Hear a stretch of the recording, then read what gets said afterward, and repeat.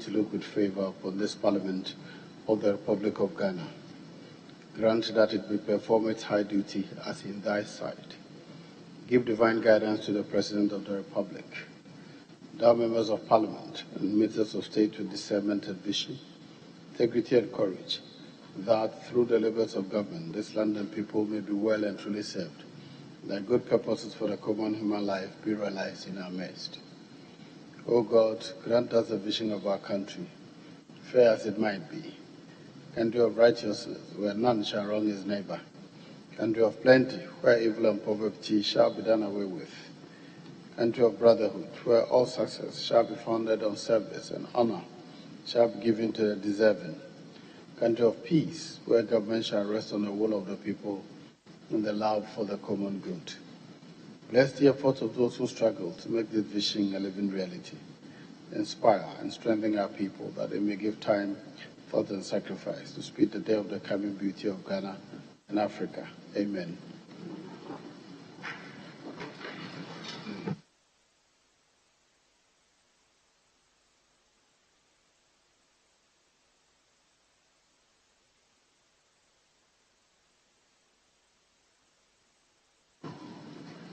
Honourable members, item 4, correction of votes and proceedings. We have the votes and proceedings of Wednesday, March 2nd, 2022.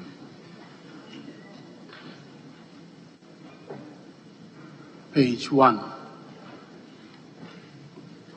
page 2, page 3,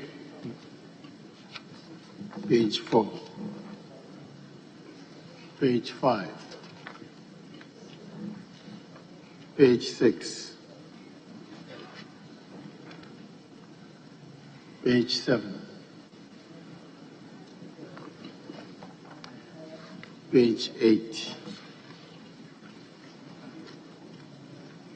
page 9, page 10, page 11, page 12, page 13, page 14, page 15,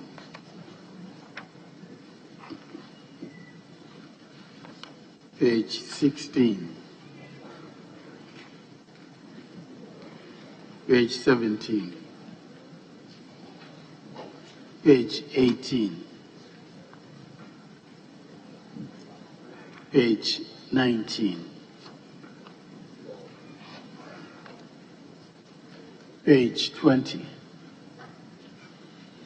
Honourable members, in the absence of any corrections, the votes and proceedings of Wednesday, 2nd March, hereby adopted as a true record of proceedings.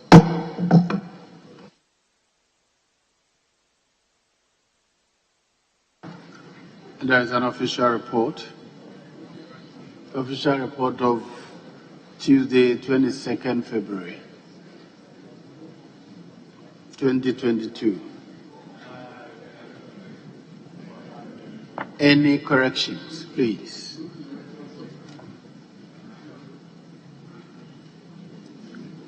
Any corrections?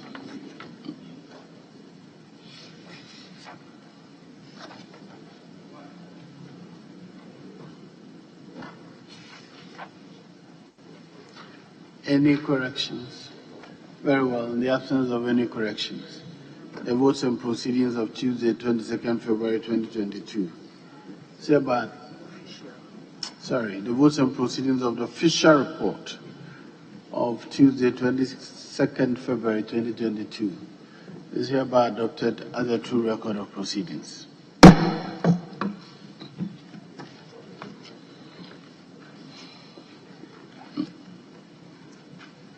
Item 5.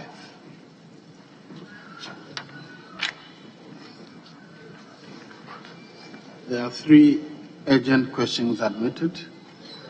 The first one is in the name of the Honourable Member for Sydney West, Honourable Chumesi Kwame Ampofu.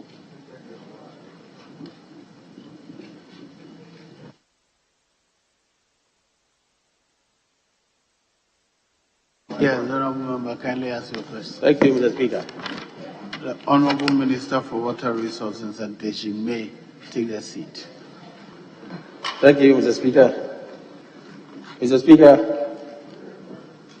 I rise to ask the Minister of Sanitation and Water Resources what immediate corrective measures the Ministry is taking to address the rationing of water in the country, since water is life and people cannot live without it. Thank you. Yes, Honourable Minister.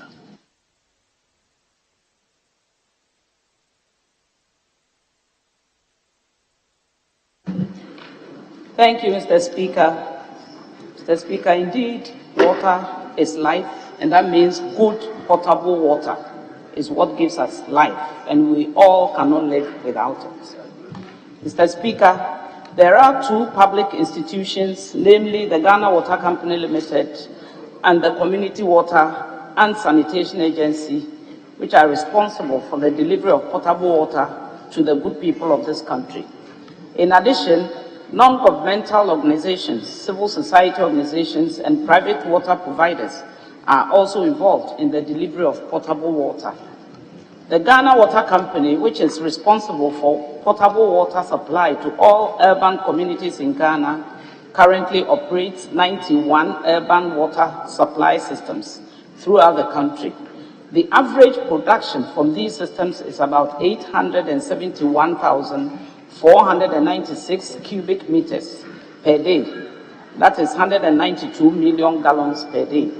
While the present potable water demand is estimated at 1,131,818 cubic meters, which is 249 million gallons per day. This translates to a demand-supply gap of a little over 260,000 cubic meters per day, equivalent to 57.20 million gallons per day. The Community Water and Sanitation Agency is managing 175 of the piped water systems out of 1,033 piped water systems across the 16 regions, while all the 29,829 boreholes fitted with hand pumps and the remaining 858 piped water systems are being managed by the communities. Community Water and Sanitation Agency only provides technical assistance, whilst the revenues are collected by the communities, who are also responsible for the maintenance. These are the areas that the communities control. Mr. Speaker, according to the Ghana 2021 Population and Housing Census, 9 in 10 households have access to improved sources of drinking water, and the proportion is higher for urban than rural households. At least 90% of households in 9 regions have access to improved sources of drinking water, of which Greater Accra is 98.3%, Bono 97.5%, Upper West 97.3%, they have the highest, and Oti region 77.1%, Northeast is 74.8%, and Savannah is 70.5%, which happens to be the lowest. Mr. Speaker, apart from the significant rise in population growth, which accounts for the demand-supply gap, the key challenge is the deficit in water production. A number of operational challenges, which include but not limited to intermittent power supply, obsolete electromechanical equipment, and poor raw water quality, which is as a result of galamsey. And these have unfortunately led to water rationing within almost all the regional capitals, especially in the dry season. The following are some of the operational challenges being faced on some of our existing water supply systems, leading to the rationing of water. Wager headworks. There is sand winning going on in the catchment area, and this has contributed to increased turbidity with its attendant production costs. Compounding this issue is the illegal dumping of liquid and solid waste in the river due to the encroachment around the river catchment area. This has also led to a rise in production costs emanating from the increased chemical usage for water production. A task force consisting of the national security and other agencies have been placed on high alert to forestall such activities. Appiatse headworks. Illegal mining and farming activities within the river catchment has led to siltation of the intake. Currently, 35% of the volume of raw water abstracted cannot be treated and is returned to the river. This is very muddy. This has therefore led to a reduction in the production of water, leading to the current water rationing regime in place. At Odaso headworks in Appiatse, the situation is even worse, with about 50% of the volume of raw water abstracted returned to the river as wastewater. And the Sechrehimine headworks in the central region, 3 of the raw water pumps have broken down due to siltation of the raw water abstraction facility. The broken down pumps have been replaced by GWSL at a very high cost. At the Dalong headworks in Tamale, illegal sand winners have filled the river channel with sand to create access for their trucks to win sand within the riverbed and along the river banks. Ghana Water Company Limited has engaged the security agencies to deal with illegal sand winners. Also, erratic water power supply leading to several hours of daily downtime has reduced the average production capacity of the plant from 45,000 cubic meters to 9 points a day to a current production capacity of between 15,000 cubic meters per day to 30,000 cubic meters per day. With regards to rural water, Mr. Speaker, however, a number of challenges on water systems being managed under community management, which includes water quality, high indebtedness to electricity companies, high non-revenue water, lack of technical skills, and misapplication of revenues from water sales have contributed to the problem. Mr. Speaker, although water supplies to most of the supply areas have been affected, the Ministry of Sanitation and Water Resources, through the Ghana Water Company and the Community Water and Sanitation Agency, has put in place short, medium, and long-term measures, programs, interventions to ensure sustainable water production throughout the year. Mr. Speaker, the Ghana Water Company Limited intends to utilize the Siemens plant at Pong to its full capacity to transport 15,000 cubic meters per day of treated water for distribution. It intends to also activate the idle capacity at the Pong New Water Treatment Plant to transport an additional 21,000 cubic meters per day of treated water for distribution. The projects are currently ongoing, and they are expected to be completed by the end of the second quarter of the year 2022, bringing the total additional capacity to 36,000 cubic meters per day, which will be pumped through the Dodowa corridor to serve the eastern part of Accra. These projects are envisaged to significantly improve water supply to the greater Accra metropolitan area. Mr. Speaker, furthermore, the Ghana Water Company Limited is undertaking other interventions to address water rationing, and these include, among others, a replacement of weak sections of the 1,050-millimeter transmission pipeline from Pong Water Treatment Plant to Tema Booster Station to improve water supply to Tema and surrounding communities. A total of 240 million of the meters of the pipeline were replaced in the past year at a cost of 2.4 million Ghana cedis. GWCL will replace an additional 360 meters using internally generated funds by the end of the year 2022. Nationwide installation of automatic voltage regulators. These are to stabilize power supply. The company has undertaken an assessment of water supply systems that are worst affected by poor quality of power supply and plans to install AVRs at Peve Headworks, Salaga Headworks, Bagabaga Booster, and Yendi Headworks by the end of the year 2022. It is expected that the installation of the AVRs will reduce plant downtime due to poor quality of power supply, which currently accounts for 40% of total plant downtime nationwide. Mr. Speaker, it is worth mentioning that the GWCL has completed the installation of AVRs at the Barikese, Odaso, Konongo, Aframso, Appiatse water treatment plants and Dransa booster station in the Ashanti region. In Sanwam water treatment plants and Kwautafo booster station in the eastern region, Konyanko, Befikrom, Isacher, and Sechrehemang in central region, Soutum booster station and Keseve headworks in the greater Accra region. To improve raw water availability by carrying out dredging of the Owabe Dam in Ashanti region, the Sechrehemang intake in central region, Daboase and Bosmasi intakes in the western region, Nauni Dam in the northern region, Jambusie in the upper west region, and Brekum, Kora River, Abisim, Achirensua headworks in Bono region.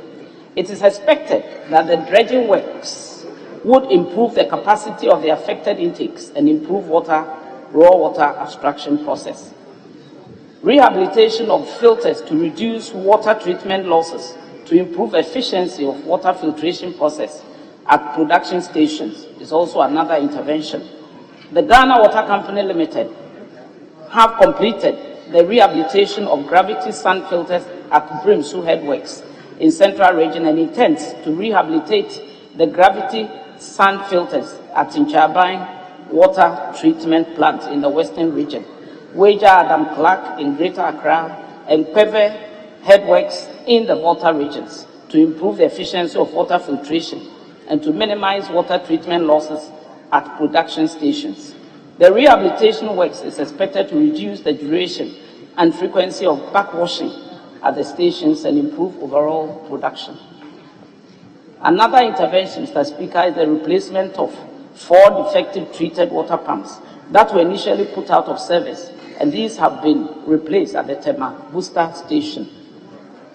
The Ministry of Sanitation and Water Resources, through the Ghana Water Company Limited and CWSA, and other bodies involved in the production and supply of potable water, will continue and sustain intensive public education on the need to conserve water, especially in the dry season.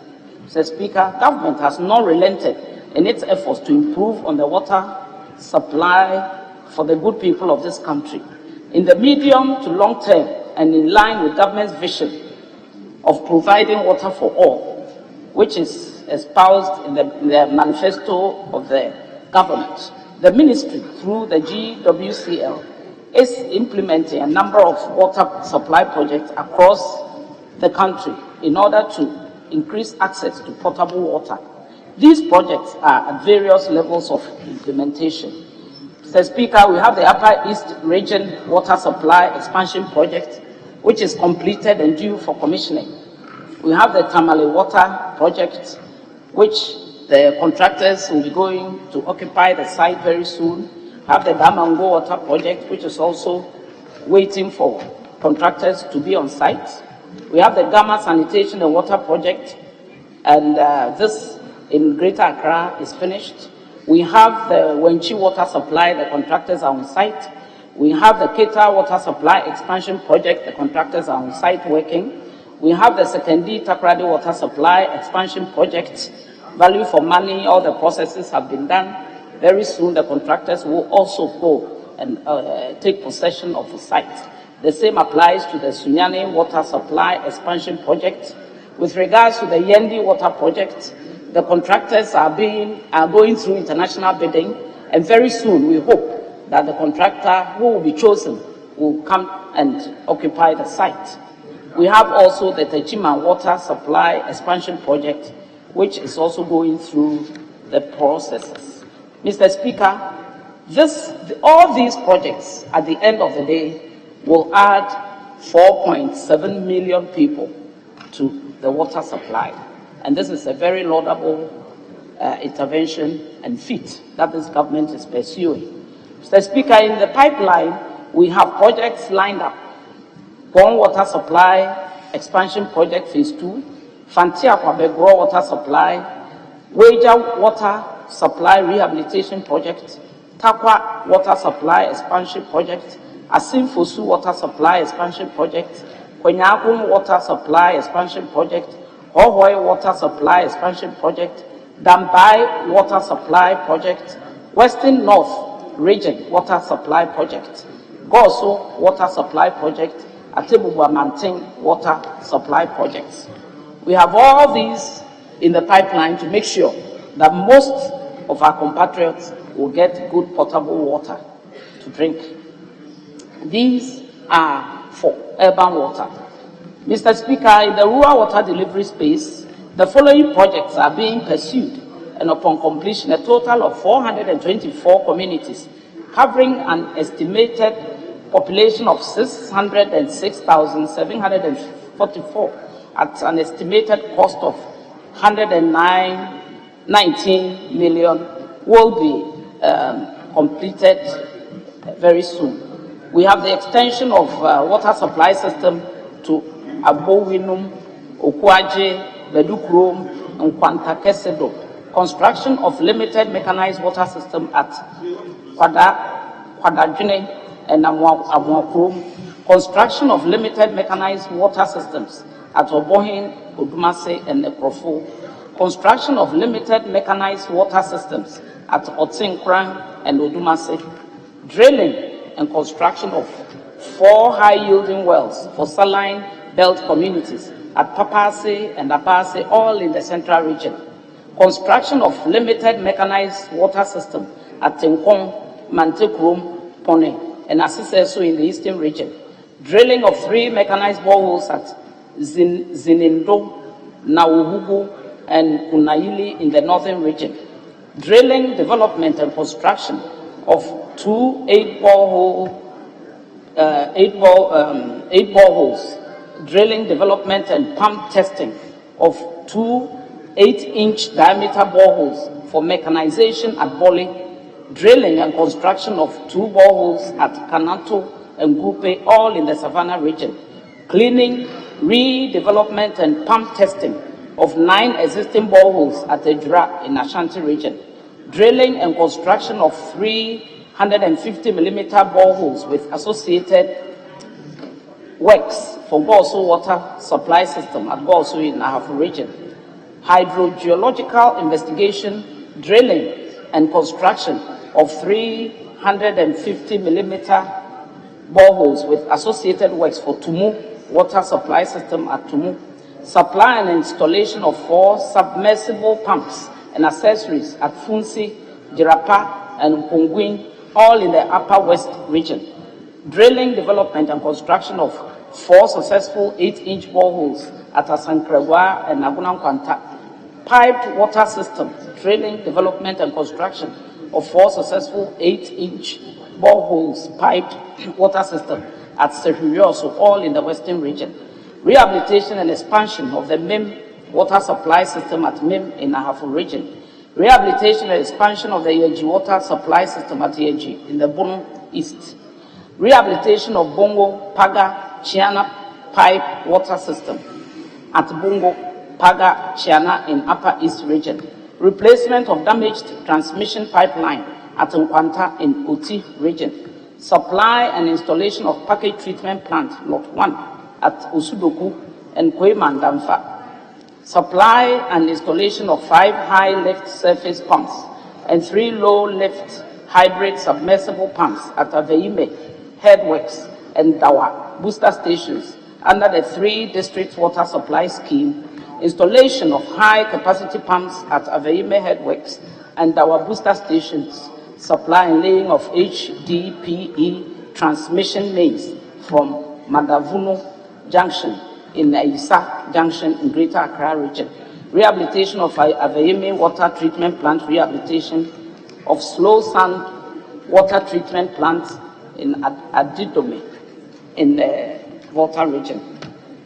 Mr. Speaker, furthermore, as part of the efforts to improve rural water delivery, the Ministry of Sanitation and Water Resources is seeking Cabinet approval for the amendment of the Community Water and Sanitation Agency Act 1998,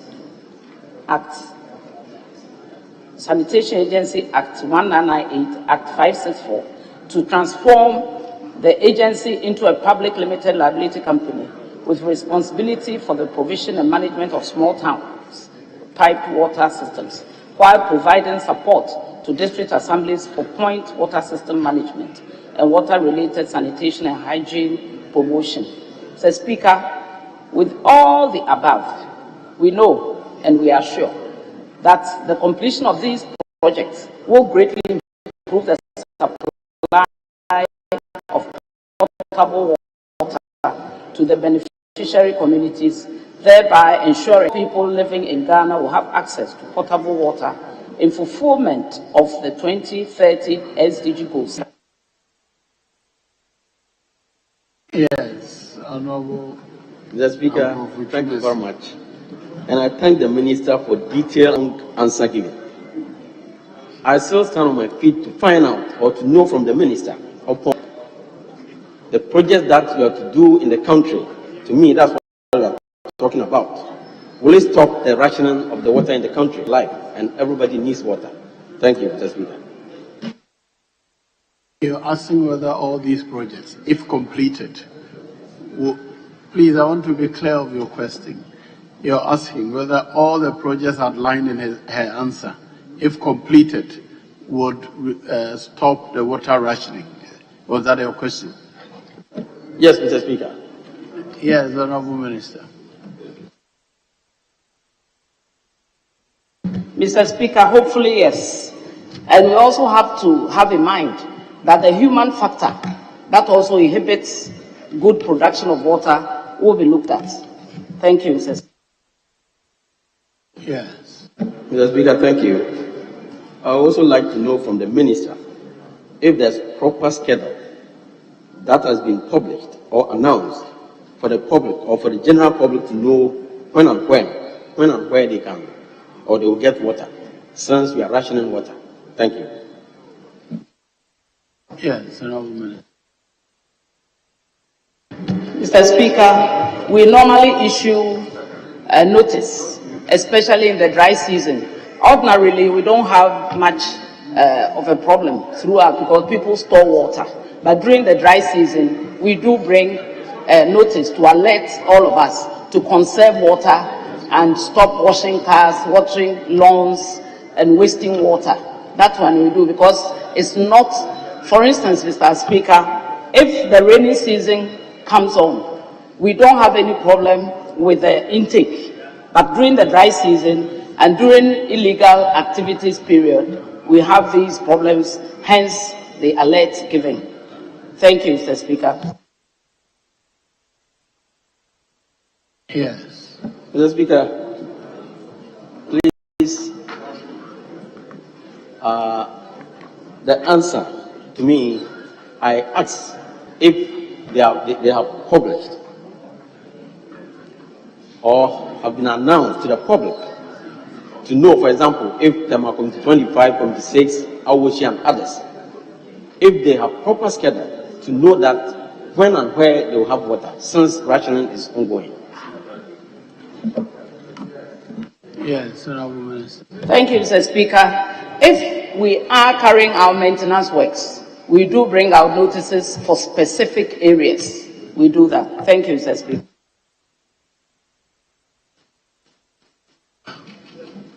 Yes, Leader. Speaker, let me commend the Minister for a very detailed answer. Speaker, there's a genuine concern about water availability because of the index of climate change. and I'm sure that's not lost on my dear Minister.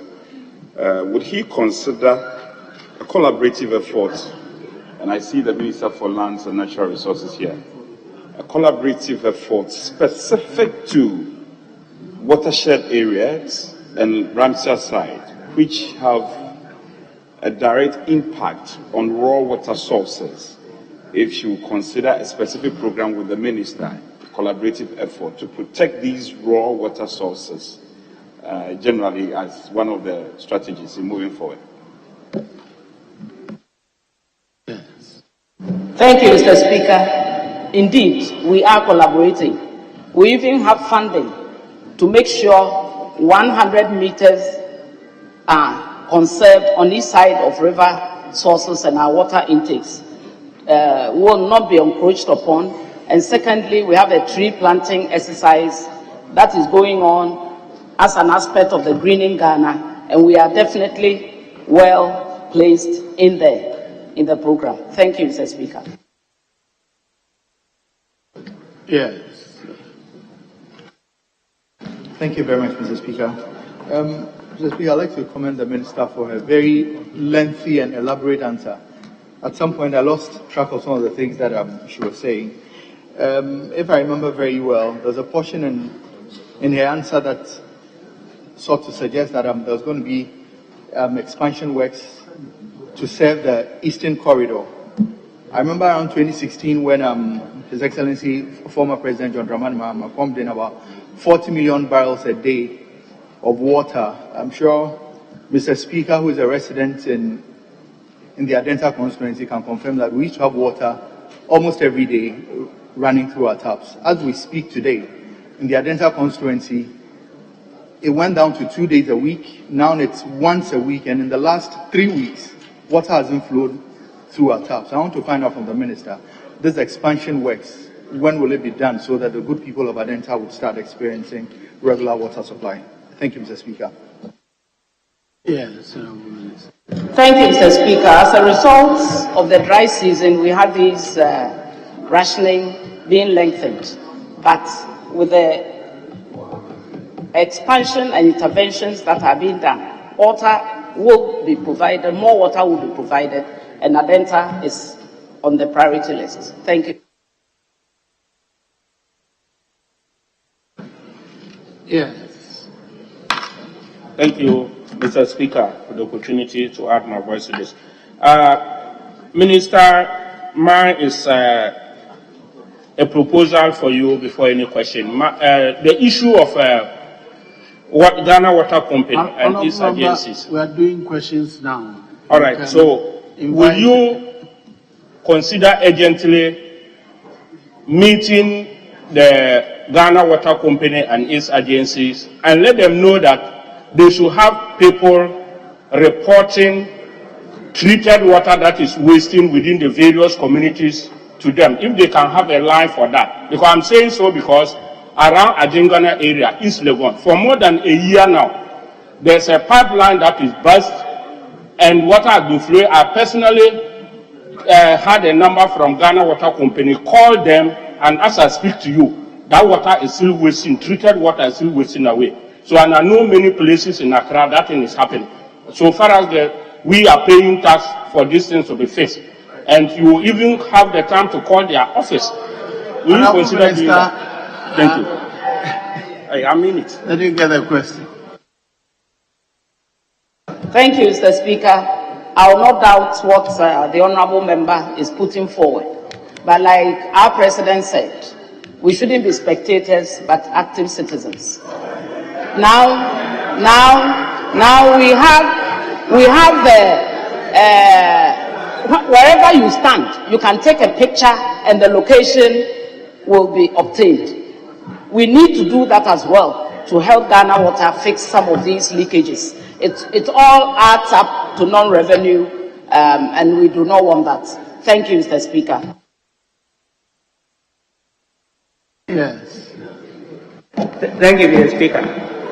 Mr. Speaker, listening attentively to the Minister, she mentioned a number of towns that will have water treatment plants, including Nkwanta, which is also in the Oti region. and I'm happy to hear that. And Dambai happens to be the regional capital. Would that machine be extended to the regional capital itself, or there will be a specific machine for Dambai as a regional capital? Thank you. Mr. Speaker, Dambai will have its own water supply system, and it's a government-to-government arrangement with the Hungarian government. It's 30 million euros. Thank you, Mr. Speaker. Well, you have an outstanding question, so I'll overlook you before. Yes, Eric. Thank you very much, Mr. Speaker. Mr. Speaker, water rationing is a serious challenge which affects almost everybody in this country. In fact, it goes to the very survivor of every human being in this country. The minister has enumerated a lot of interventions to arrest this particular challenge. Can the minister be specific and then indicate to the House when will this challenge come to an end? When are we going to produce that more water for everybody to get enough water to survive in this country? Yes, Honorable Minister. Thank you, Mr. Speaker. We are indeed, by God's grace, surviving. But, like I said, at the end of these water systems, the new ones, for instance, it's going to add up 4.7 million people to water supply. And that's a heavy intervention. So we all pray that as population grows, we get more funding to take care of the up-and-coming population. So, Speaker, to add up to that, the policy of government is to make sure that every water project covers a period of between 20 to 30 years. So these are all interventions that will help us have balanced supply. When will depend on when each project is finished. For instance, if you are familiar with the systems that we put up, it takes between 24 months to 36 months. So it's dependent on when we start the projects. Thank you, Mr. Speaker. I'll give the last one to the Trebapa, and then I'll move on. Yes. I'm your friend. Mr. Speaker, I'm aware that the ministry is sourcing for funds to expand the River headwaters, so to supply Ho and its environment.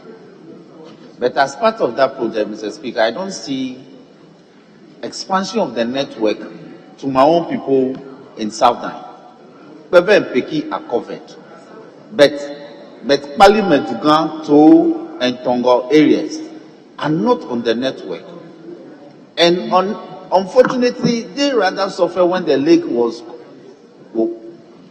constructed. We are in the dry season. The situation with my people in Dugan and To and Kaira and Ahon now, Chanakbe, it's very pathetic.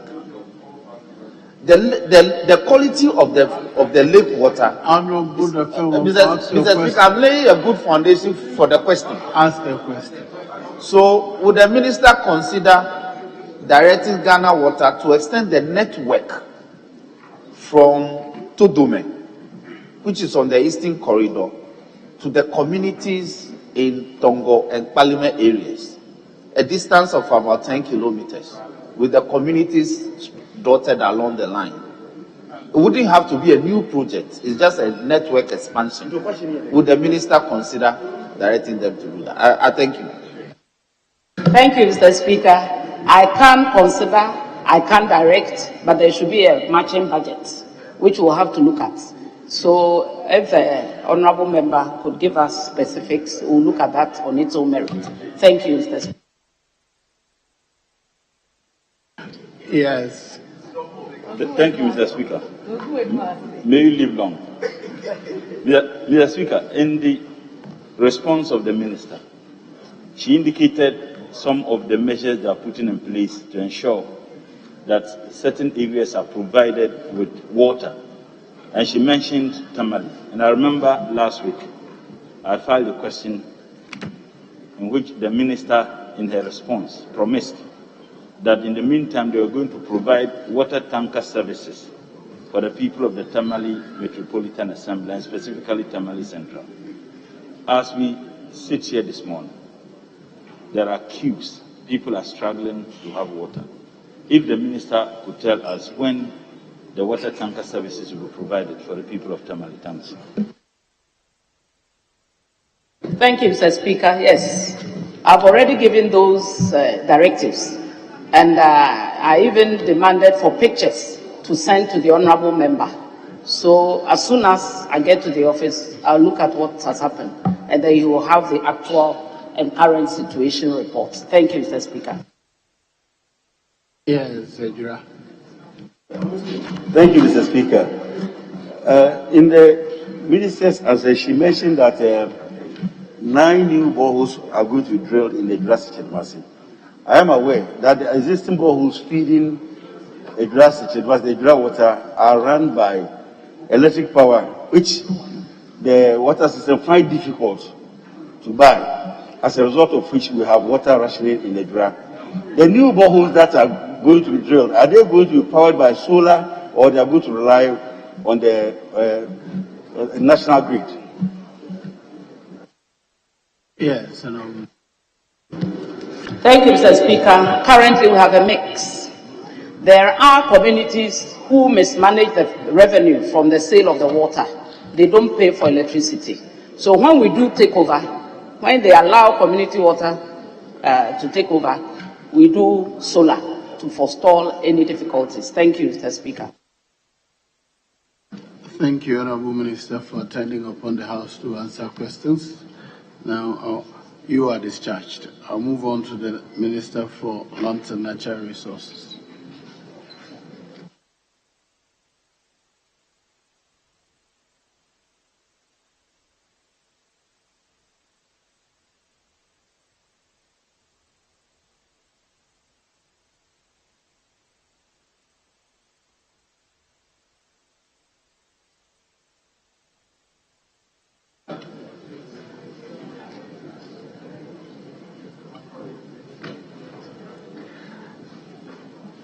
Question number 5B. The Honourable Member for Bongo, Honourable Edward Bauer, Abambere. Thank you very much, Mr. Speaker. The name is Abambire. Abambere, I don't even know what it is. Abambire. Yeah. Thank you very much, Mr. Speaker. I'll find a translation for you. Thank you very much, Mr. Speaker. I rise to ask the Minister for Lands and Natural Resources what the findings and recommendations of the Appiatse disaster reports are, and if the reports can be published. Yes, Honourable Minister.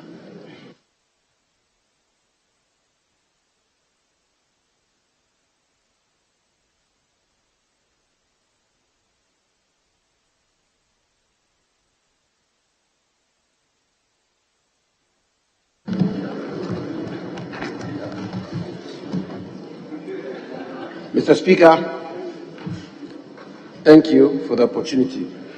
On January 20th, 2022, a truck transporting some explosive materials, ammonium nitrate and fuel oil, from Maxam Company Limited's explosives plant located at Adua Prime, Tapa in the Western region, to Chirano Gold Mines Limited site in the Western North region, exploded at Appiatse in the Pristia Uni Valley municipality of the Western region, causing extensive damage to life and property.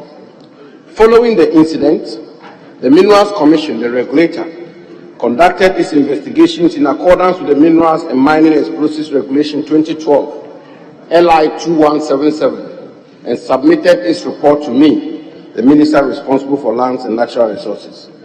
Given the complexity of the matter, I constituted a 3-member committee chaired by a highly respected former Chief Executive Officer of the Minerals Commission, Mr. Benjamin Ayi, to carry independent investigations to corroborate or otherwise the findings of the Minerals Commission. On Tuesday, February 1st, 2022, I received the report of the three-member committee. Mr. Speaker, the two reports established certain regulatory breaches on the part of Maxam in the manufacture, storage, and/or transportation of explosives. Key among these are: 1. Failure to ensure that the transportation of explosives was managed by a certified explosive manager, contrary to Regulation 6.2a of Minerals and Mining Explosives Regulations 2012, LI 2177. 2. Failure to ensure that activities that involve explosives are carried out only by competent and certified persons, contrary to Regulation 6.2b of LI 2177. 3.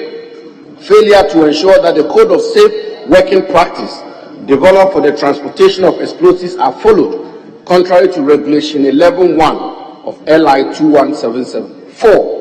Failure to ensure that the transportation of explosives was done under the supervision of a person with the required certificate of competency, contrary to Regulation 15.1a. 5. Failure to ensure that the transportation of explosives was carried out by a person with a business license to transport explosives, contrary to Regulation 15.1b of LI 2177. And 6. Failure to ensure that the explosives being transported are under the direct control of a person who has a certificate of competence, contrary to Regulation 1071 of LI 2177. Mr. Speaker, the committee recommended, among others, that Maxam be sanctioned. The committee also made some recommendations to make the transportation of explosives safer. These include the installation of fire suppression system in explosive vehicles, the use of 2 escort vehicles, one in front and one behind, the use of 2 police officers, one armed and the other unarmed, the use of sirens to alert road users, and a review of the entire health and safety regime of the mining industry. Mr. Speaker, on the recommendations of the committee, a Health and Safety Committee of Inquiry has been established, chaired by the Vice Chancellor of the foremost university specialized in mining and mining technology, the Power Grant University of Mines and Technology, Professor Richard Amankwa, with members drawn from the Ghana Academy of Arts and Sciences, the Ghana Bar Association, and the mining industry, to review the entire health and safety regime of the mining industry and make recommendations to government for legislative, policy, and other reforms. Mr. Speaker, the committee will be submitting its report to me in the next couple of weeks, and we will implement the necessary recommendations to make our mining industry safer and better. Mr. Speaker, as to the specific issue of the publication of the report, it is the considered view of the Ministry of Lands and Natural Resources that it will be more useful to publish the report of the Health and Safety Committee of Inquiry, which has a broader mandate and whose recommendations are geared towards reformation of the mining sector. I thank you, Mr. Speaker. Yes. Thank you very much, Mr. Speaker. The issue of the explosion was one that had national interest because Ghanaians lost their compatriots. This was a public interest issue, and the committee's work was announced when you constituted the committee. You announced that you are constituting a committee, and people were interested in that. Why do you think, in the spirit of transparency, that you do not need to publish those reports? The 2 reports, particularly the Minerals Commission's report and that of the report that you yourself consider, the committee that you consider. Why do you think that you do not need to do that, in your considered opinion? Why? Yes, Honourable Minister.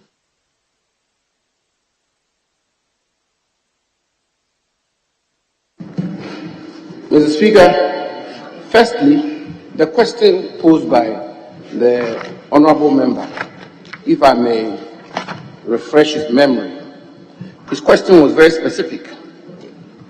And the question was what the findings and recommendations of the Appiatse disaster reports are, and whether the reports can be published.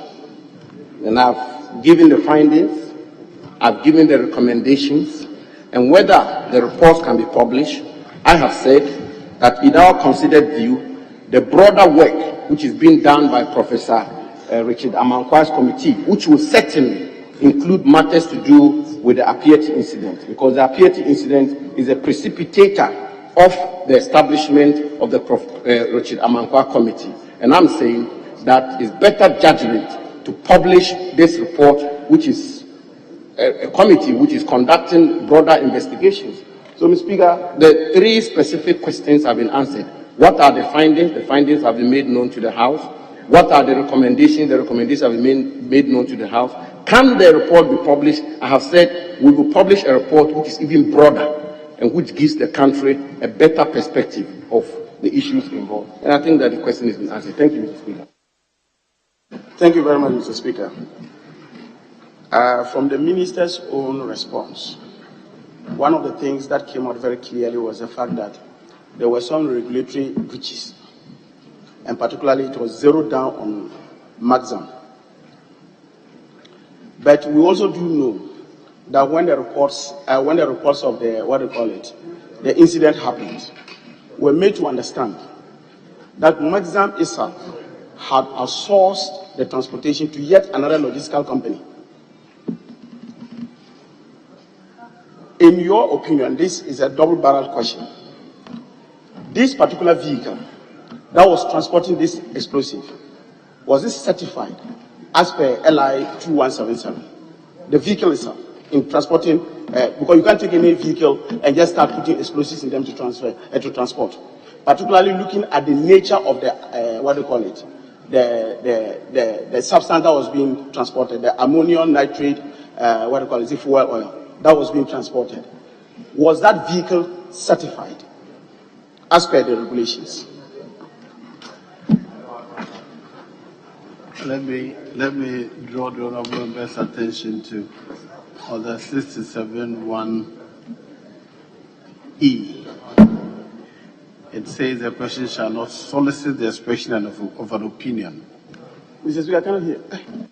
67(1)(e). It says the question shall not solicit the expression of an opinion or the solution of an abstract legal case or hypothetical proposition. You ask for his opinion, but it appears to me you want to verify a fact whether the outsourced company had met the regulation requirements of a transporting company. Is that right?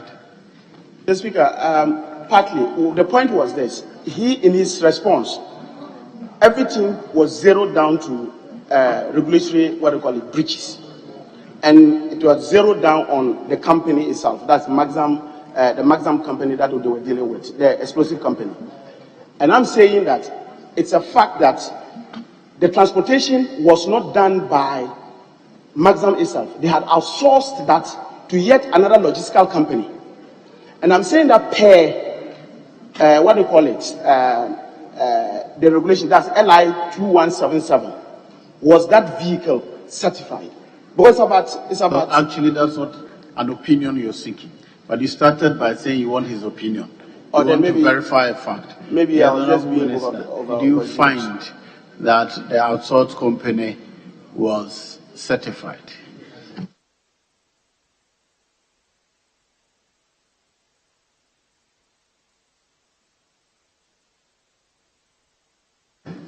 Mr. Speaker, thank you. Mr. Speaker, first of all, the question my honourable colleague posed, it's a very specific question, and it's a question that I've answered, and he asked for the findings of the committee, and I've provided the findings. Mr. Speaker, if he took a careful look at the findings, he will realize that the findings from paragraph 1 to 6, there is a clear finding there, and I can get it for you, where it is stated that the failure to ensure that the transportation of explosives was carried out by a person with a business license to transport explosives, contrary to Regulation 15(1)(b) of LI 2177.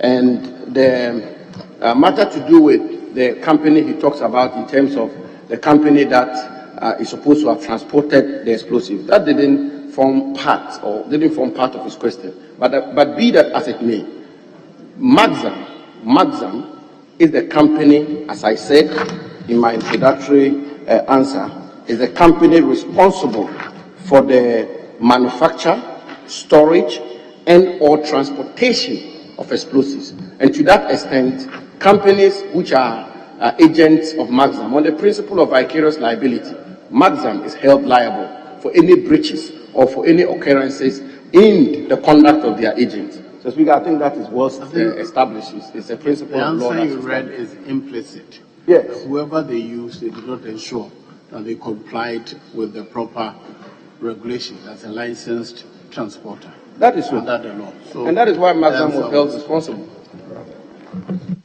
Yes. Okay, my last one.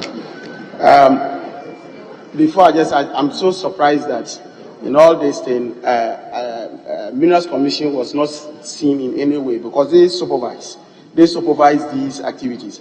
Minerals Commission was not seen in any way in terms of whether there were also lapses there. But that being said, Majority Leader, what is this? You just are you addressing me? Oh, sorry, Mr. Speaker. Kindly address the Majority Leader kindly address me. If anybody speaks to the mic, I'll deal with it. But otherwise, Mr. Speaker, sorry about that. The Majority Leader was trying to distract me. He was now, Mr. Minister, the ammonium nitrate fuel oil is a very risky substance to transport with. Will you consider enacting a policy, or maybe backed by law, to ensure that mining companies manufacture these substances at their mining sites? Would you consider that? yes, Honourable Minister.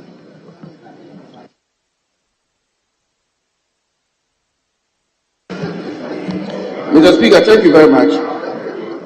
Mr. Speaker, I'm afraid I have to refer my friend back to my answer, the answer I gave. Mr. Speaker, it's not correct that Minerals Commission was not involved in all of this. In fact, Minerals Commission was at the center of all that I did.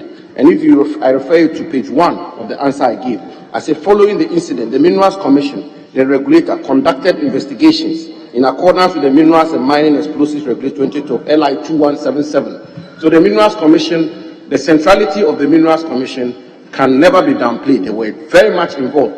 And indeed, the law, Act 703, requires that when the minister is taking a decision, he must do so on the recommendations of the Minerals Commission. And therefore, every single decision I took, I did so in consultation with the Minerals Commission. So it's important that I set the record straight that the Minerals Commission was very involved in all that took place. On the matter to do with ammonium and oil fuel, we have actually, and this was publicized, I'm surprised my honorable colleague is not come across it, we've actually taken a decision to give a directive that ammonium nitrate and fuel oil cannot be transported together again because they become highly explosive when they are mixed, and therefore explosive companies which are involved in the transportation of explosives, the manufacture of explosives, are now required to transport these two ingredients separately and then mix them at the mine site. So that decision has been taken already, that directive has been taken already. It is actually being implemented as we speak now. That is one of the directives I issued. Mr. Speaker, thank you.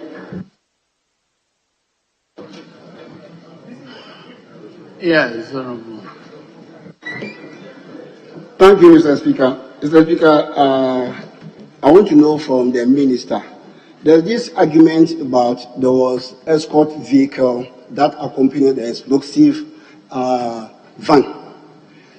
Others are saying that there was. Others are saying there wasn't any escort vehicle. I want to know from the minister, what is the position or the version of your findings with regard to the escort vehicle?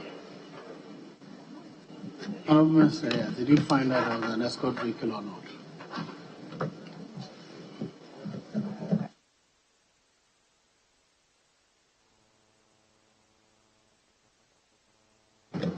Mr. Speaker, there's one clarification I think I need to make, which is that the remit of the investigative body I constituted was within the four corners of LI 2177. I think it's important that I respectfully point out that my mandate relates specifically to the regulation of mining. The matters to do with road accidents, road traffic offences, the criminal aspects of it are dealt with by the Ghana Police Service. And I do know that the Ghana Police Service conducted investigations into the matters relating to the vehicles and escort, and whether there was escort or there was no escort.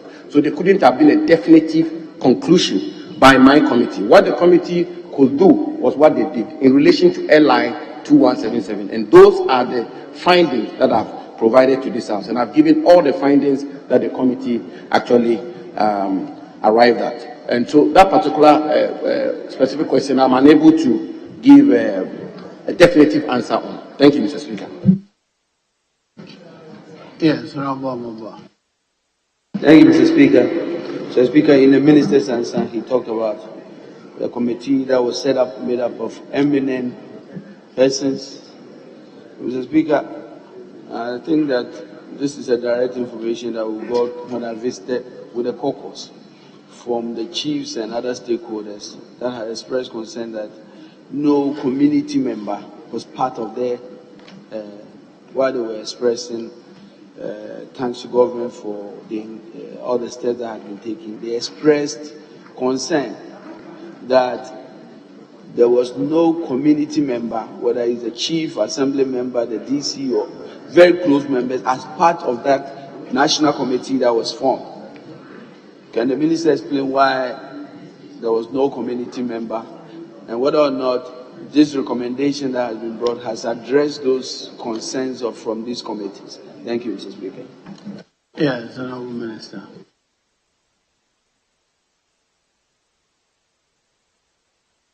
Thank you, Mr. Speaker.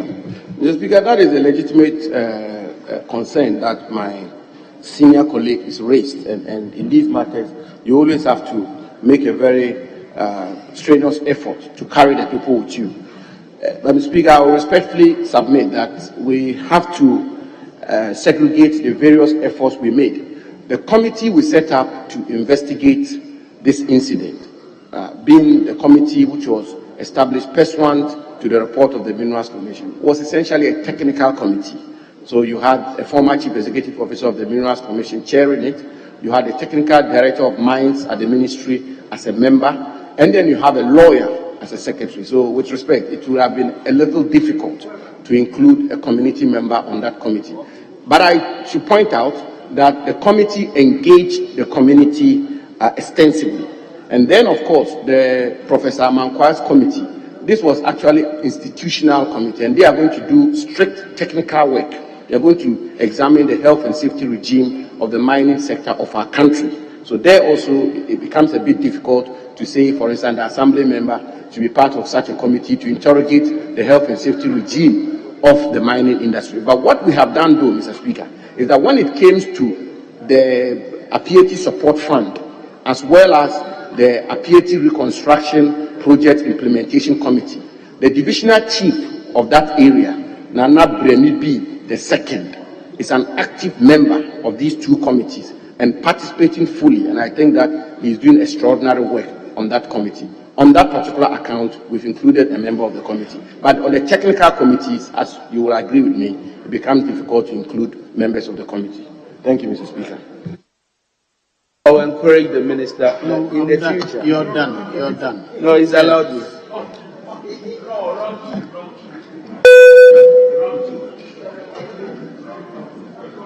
Thank you so much. Thank you very much, Mr. Speaker. Let me thank the Honourable Minister. My very good brother, for an elaborate answer. I thought that it was even overly elaborate because many of us are quite aware of what has happened in Appiatse, and I felt it wasn't necessary. Can I ask a question? The question. Mr. Minister, the Appiatse disaster is of public interest. You had a committee to look at it, and you have the Professor Amankwa's committee looking at some generic issue that has to do with the health and safety regime of the whole mining sector. Do you think it's not fair to give Ghanaians the first committee report, publish it, and let's all see what happened and what you have done regarding the recommendations before we begin to look at this broader picture that Professor Mankwa is investigating into. Most grateful, Mr. Speaker. Yes.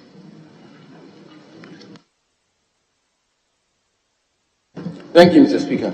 Mr. Speaker, to begin with, the information I provided to this House really forms the gravamen of the report of that investigative committee. Because, as a matter of fact, a committee of inquiry or an investigative committee, the findings forms the fulcrum of the report of the committee, as well as the recommendations.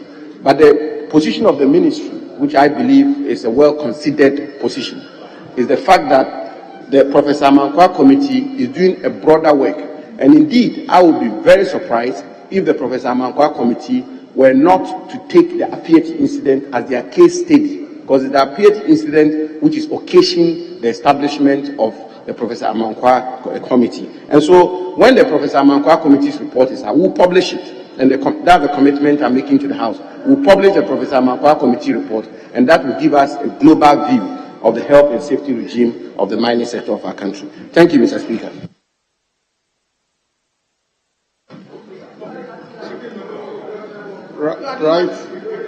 Right, Honourable Speaker, thank you for the opportunity. Mr. Speaker, when this unfortunate incident took place, there were preliminary reports by the media that suggested that a tricycle rider crossed the vehicle carrying the explosives. Indeed, Ghana News Agency published a report on the 23rd of January, suggesting that the police preliminary investigation suggested a tricycle crossed the vehicle. For what you've seen so far, is that the case? Because other media sources said that the tricycle rider said he was rather hit from behind, that he never crossed anybody. What have you found out so far, Mr. Minister? Yes, Honourable Minister.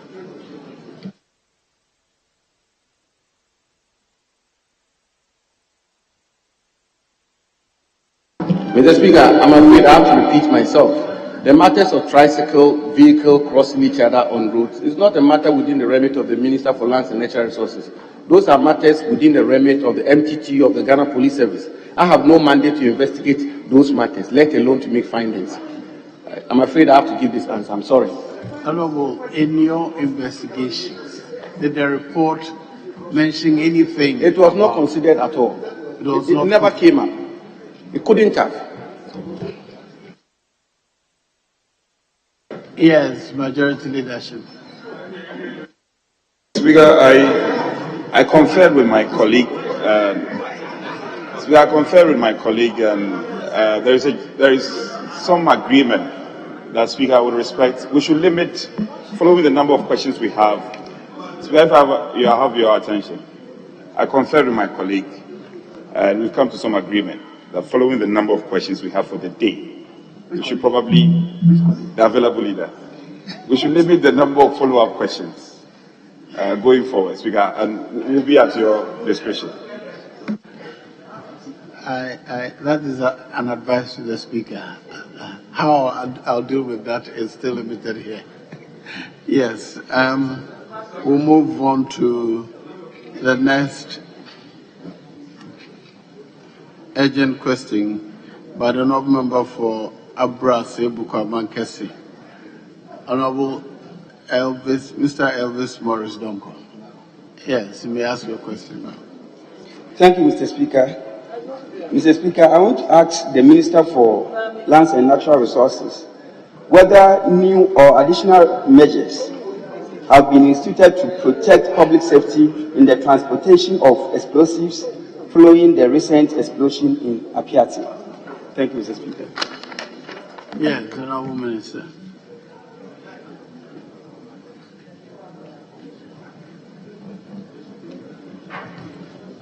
Mr. Speaker, as I've just indicated, following the Appiatse incident, a Health and Safety Committee of Inquiry has been established to review the entire health and safety regime of the mining sector. Mr. Speaker, in the interim, and based on the report of the Minerals Commission after the incident, and the three-member committee are established we have put in place some new measures to prevent a recurrence of the tragic Appiatse incident. The new measures are as follows. 1. Explosives shall only be transported on a public road from the operational site of a company after the company has given the Chief Inspector of Mines or the Regional Mines Inspector at least 48 hours prior notice to enable the requisite inspection and certification to be carried out before the transportation of the explosives to a mine or a quarry site. 2. A mine or explosive inspector shall be present, inspect, verify, and record in the designated explosive logbook for transportation that all the requisite safety requirements, rules, and protocols have been met before explosives are transported from the operational site of a company to a mine or quarry site. 3. An inspector of mines or explosives shall physically inspect the explosive truck to ensure that the explosive truck is in good working condition in accordance with the truck examination list and that the truck driver has professional driving license to drive the vehicle before the loading of the explosives into the truck. 4. Explosive trucks must have a red flashing light clearly visible at least 100 meters away. B. A klaxon or siren, hooter, or automatically operated bell. C. Automatic fire suppression system alongside the fire extinguishers. D. Tracking system to monitor the speed and movement of the explosive truck. E. Integrated monitoring system to check driver fatigue. F. Megaphone to warn people or bystanders in case of any incident. J. Drive cameras to monitor the explosive truck. 5. Before the explosive truck takes off from the operational site of a company, the way bill for the transportation shall be endorsed by an inspector of mines or explosives who shall be satisfied that the explosives are under the direct control of a person who has a certificate of competency in accordance with Regulation 15.2 of the Minerals and Mining Explosive Regulations 2012 LI 2177. 6. The escort vehicle shall be inspected and all the details recorded in the inspector's field book by an inspector of mines or explosives on the day the explosives are to be transported. 7. Escort vehicles must have a red flashing light clearly visible at least 50 meters away, and B. A klaxon or siren or hooter or automatically operated bell.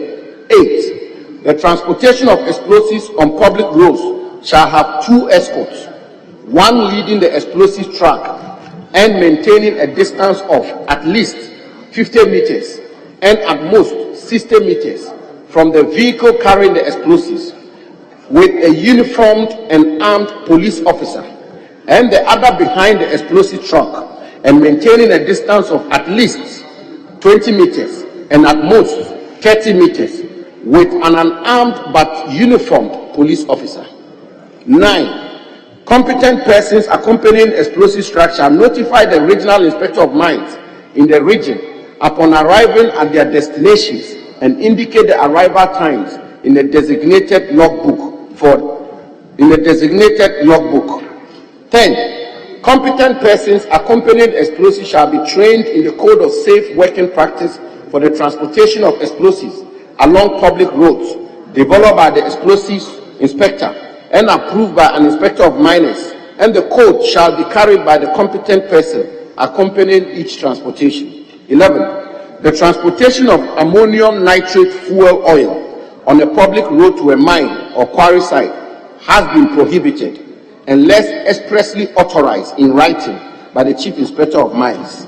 Mr. Speaker, all the relevant stakeholders have been engaged on these measures, and the Minerals Commission has been directed to ensure strict compliance of same.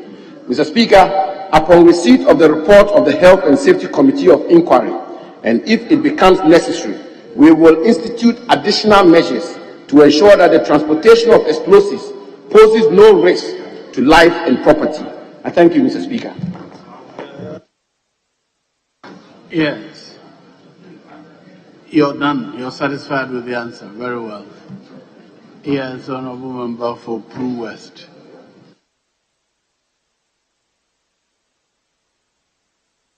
Speak to your mic, please. Sorry, I just heard the minister saying that the Minerals Commission has been directed. I want to find out from the minister whether he has the power to direct Minerals Commission per the Minerals Commission law, except in the area of policy. I think this falls within operations and not policy. Is that a question or a policy advice?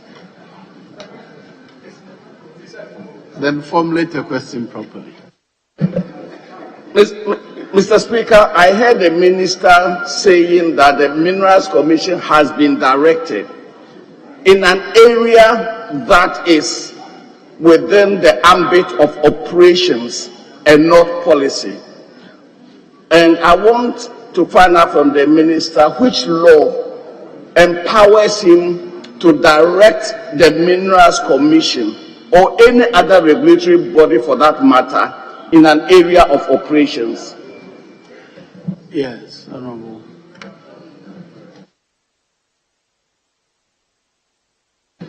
Thank you, Mr. Speaker.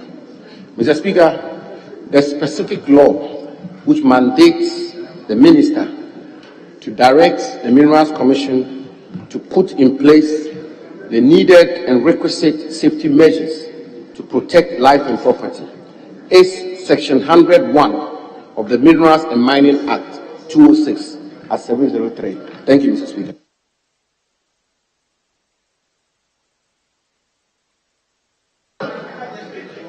Very well, Honorable Minister. We will move on to general questions. Question number 413, in the name of the Honorable Member for Busa South, Dr. Clement Apak. You may ask questions 4 and 3, please.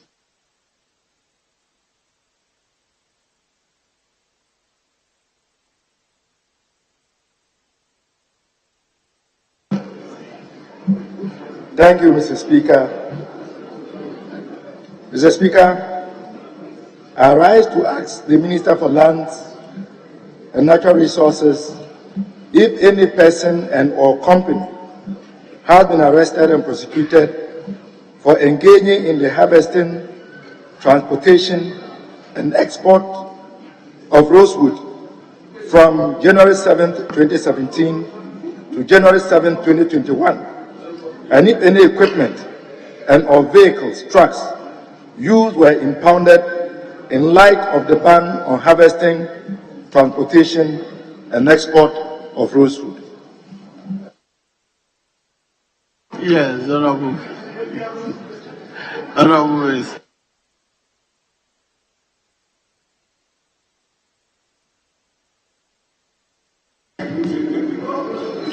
Thank you, Mr. Speaker. Mr. Speaker, the issue of rosewood is very important to the government of President Nana Addo Dankwa Akufo-Addo. Soon after taking office and realizing the unsustainable nature of the industry, coupled with the need to preserve our forest cover, the Ministry of Lands and Natural Resources placed an outright ban on the harvesting and exporting of rosewood in February 2017.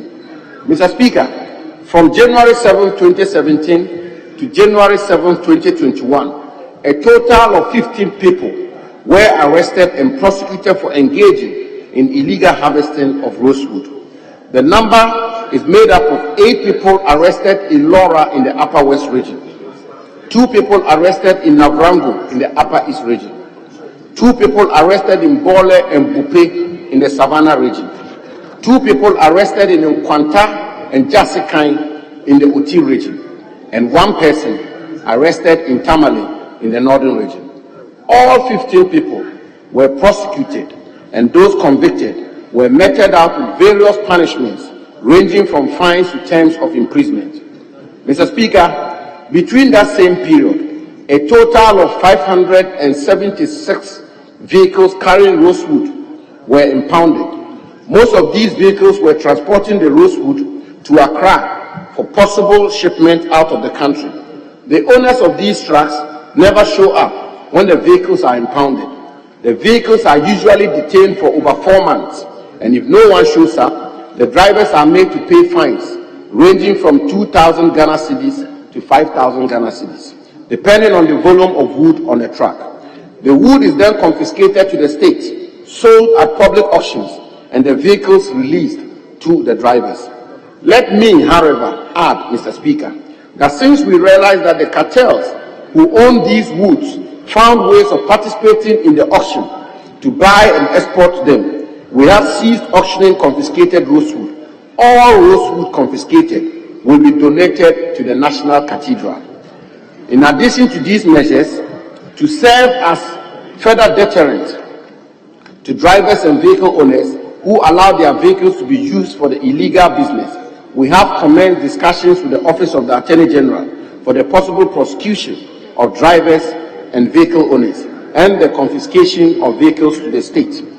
Mr. Speaker, may I point out that under Section 17(2) of the Timber Resources Management Act 1997, Act 547, a person who operates a vehicle to transport illegally harvested timber commits an offense. However, the idea over the years was to use the drivers to get the main culprits behind the business. This is why the vehicles are impounded while investigations are done to find the main culprits.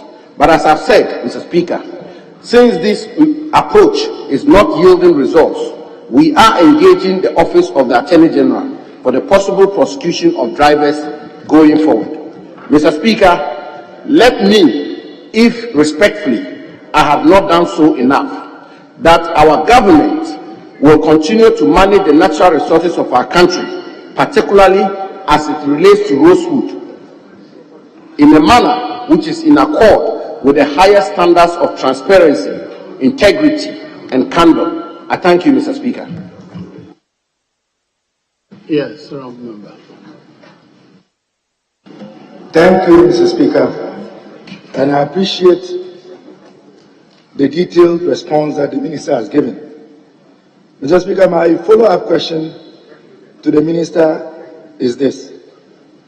What is the state of the 5 containers of rosewood impounded on the 17th of September, 17th of June, 2021, and the owners of the impounded rosewood? Yes, Honorable Minister.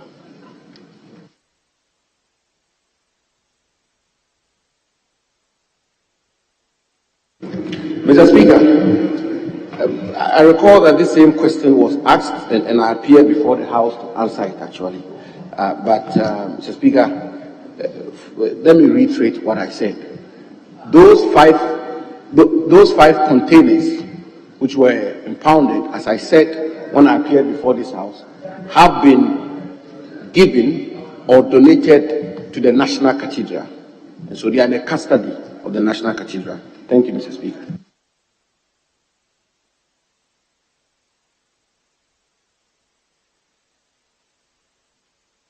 Mr. Speaker, perhaps my questions was not clear enough. My interest is what has happened to the owners of that illegally acquired rosewood, which has been confiscated and given to National Cathedral. You mean the owners of the roadwood? That is correct. The roadwood has been unlawfully harvested from. Ghana is the owner. So but those who harvested it did it illegally. So all right. They ought to be punished. So what has happened to them? Honorable Minister, are you aware of what has happened to those who have been caught harvesting the roadwood?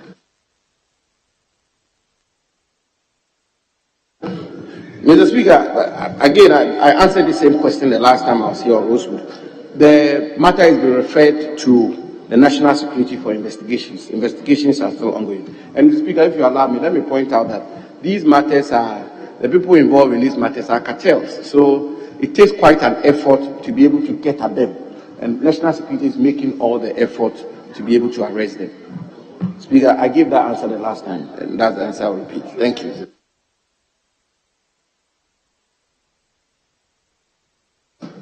You have one more opportunity.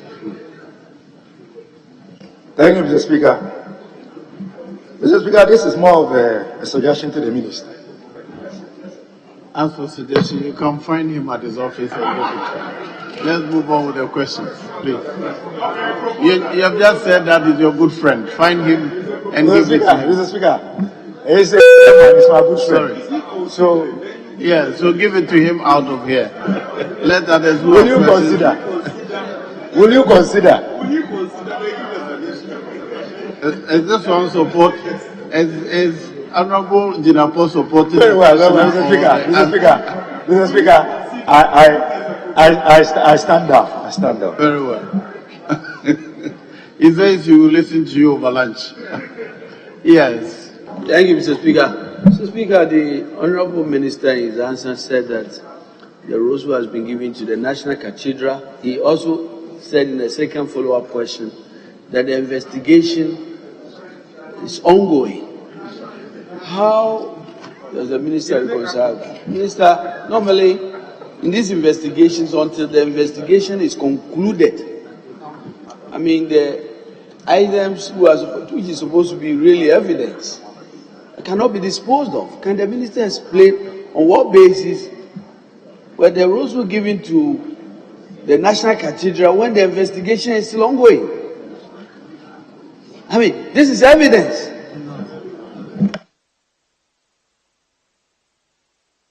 Yes, Honorable Minister.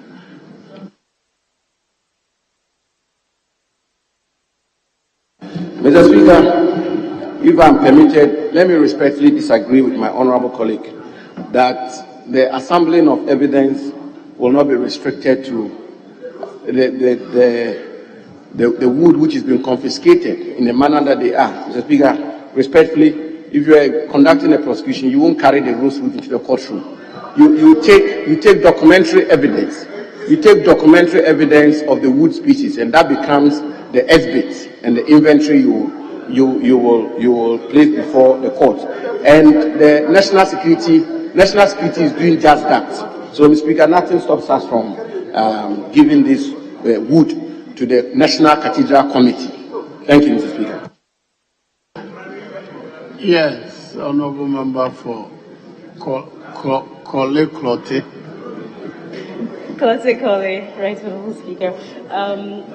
Would the Minister be willing to attend a joint briefing with the National Security Minister?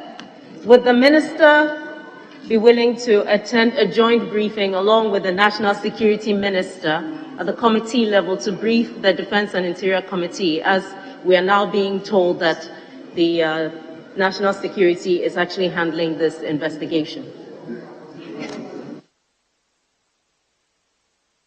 Yes, Honorable Minister.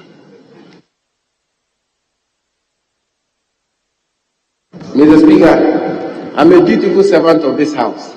If the House or its committee so wish, why not? I'll be very happy to appear before the House, and I'll provide all the information that are available to me in a very transparent manner. Thank you, Mr. Speaker. Very well. I'll proceed to the next one. It's in the name of the Honorable Member for Appiatse West, Dr. Yes, Thank you, Mr. Speaker. Mr. Speaker, I rise to ask the Minister for Lands and Natural Resources what efforts the Ministry is making to ensure the operationalization of the community mining program. Yes, Honorable Minister.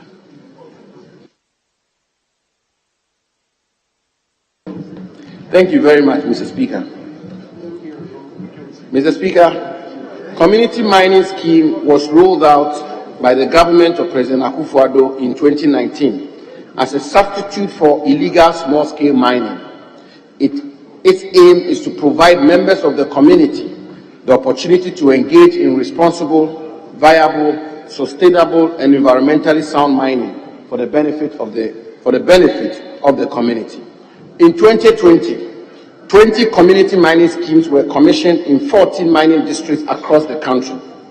In 2021, we revamped the community mining scheme, and we have since reformed and clarified the legal and policy framework of the scheme to provide a clear pathway for responsible and sustainable small-scale mining with community ownership.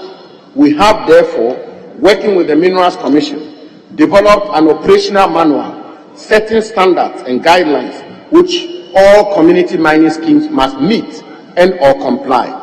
The overall objective of the operational manual is to ensure that community mining schemes operate in a safe and healthy environment and that their operations are sustainable and environmentally sound.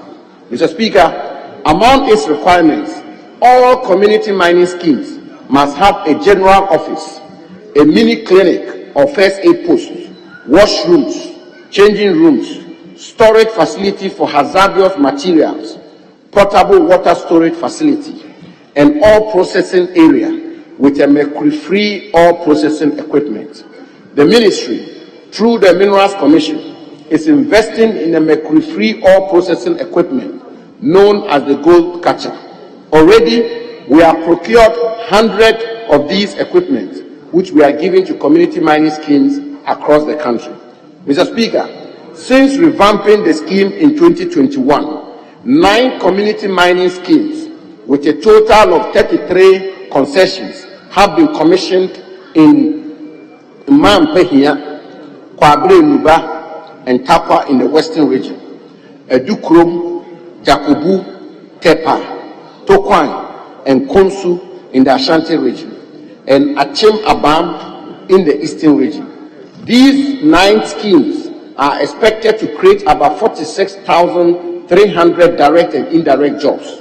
Our commitment is to commission 50 well-managed community mining schemes by the end of this year. We will, however, insist that all schemes meet the minimum requirements set out in the operational manual before commissioning.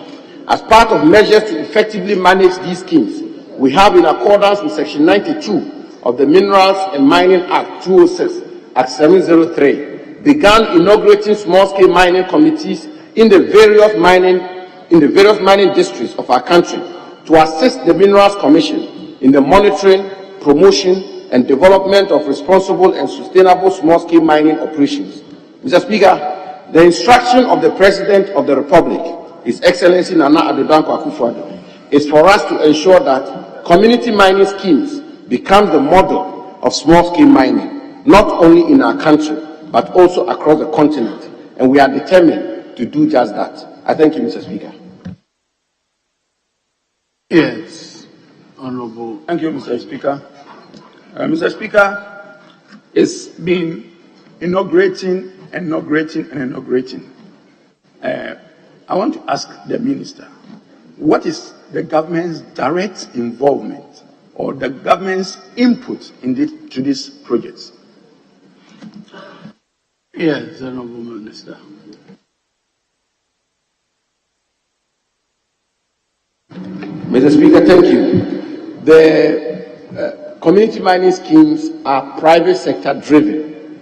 The government's involvement is at the level of facilitation.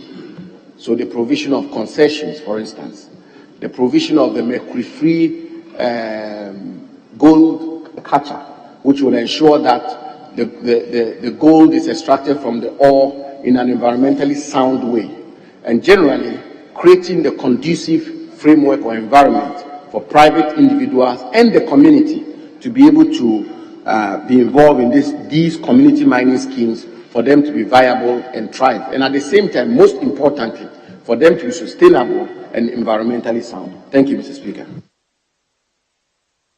Yes. Thank you, Mr. Speaker. Honorable Minister, the program was actually launched sometime in 2019, and it's about 3 years now. I know some persons have been trained at UMAT, that's University of Mines and Technology. It's over 2 years since they were trained. They're still at home doing nothing. Can you tell this Honorable House what has been the impact of those who were trained on the program as a whole? Because as we speak, they are all at home doing nothing. So what has been the impact of those who were trained? A lot of money was spent on them to train them, and they are still at home doing nothing. What has been the impact, Mr. Speaker? Yes, Honorable Minister.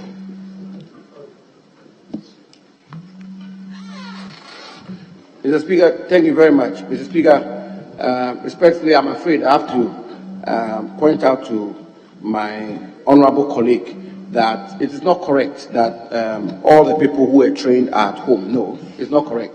A good number of them have been roped into the community mining schemes, and they are involved in the community mining schemes. Some of them have found employment in other mining schemes, which are not necessarily community mining schemes. And indeed, some of them have even gotten themselves involved in their own mining operations.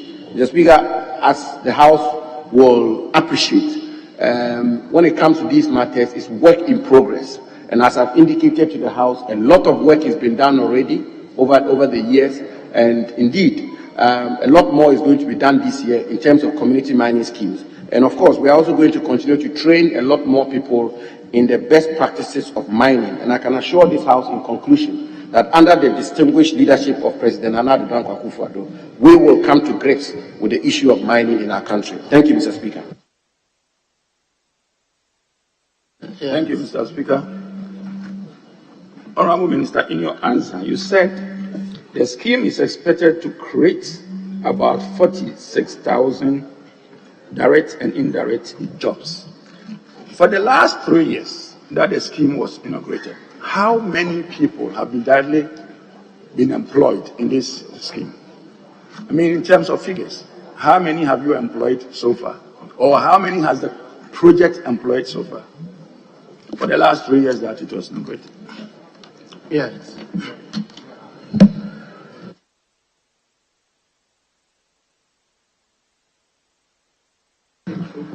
Mr. Speaker, the 46,000 direct and indirect jobs I talked about is in relation to the 9 community mining schemes.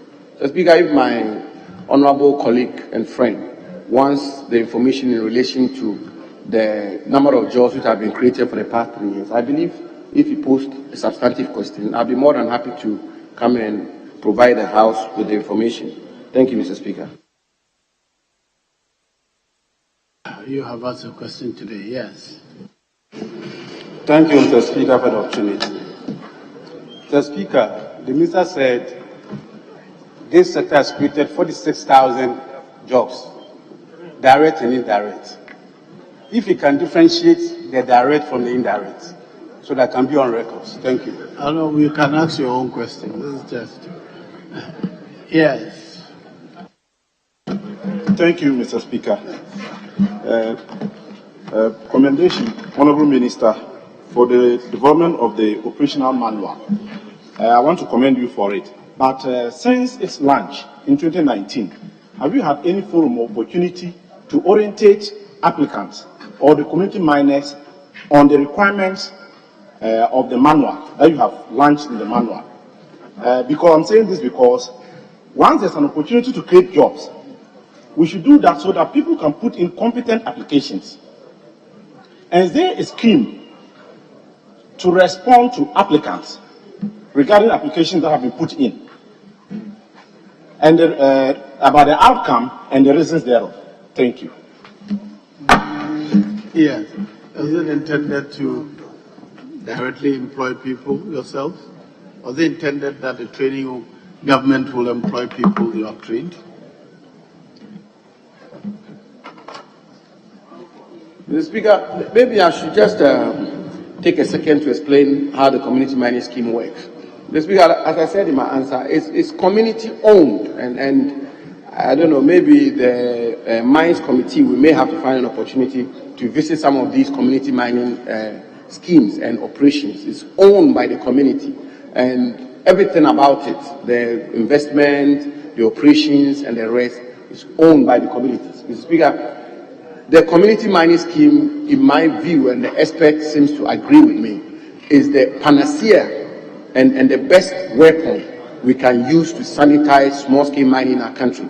The problem we have had in the past is where community mining schemes become some conduit or pseudo-galamsey operations. And so you have a community mining scheme launch, it has the name community mining scheme, but the practices taking place in that operation, actually, by all intents and purposes, is galamsey. That is what we've sought to avoid, Mr. Speaker, and that is why we published this manual, and I'm happy to furnish my honorable colleague a copy of the manual, which sets out clearly what the basic requirements of a community mining scheme should have.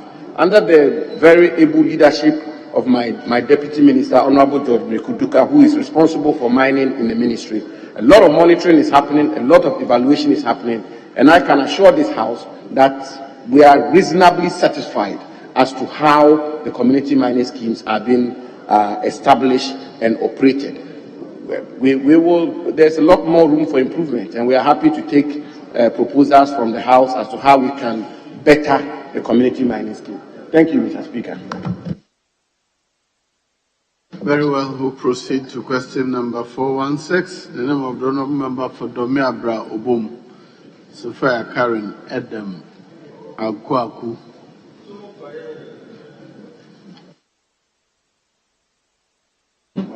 Thank you, Mr. Speaker. Mr. Speaker, I'd like to find out from the Minister for Lands and Natural Resources what steps the ministry is taking to investigate the Donfas, a land dispute between the people of Gasouth and Appiatse. Thank you. Yes, Honorable Minister. I was looking for you too.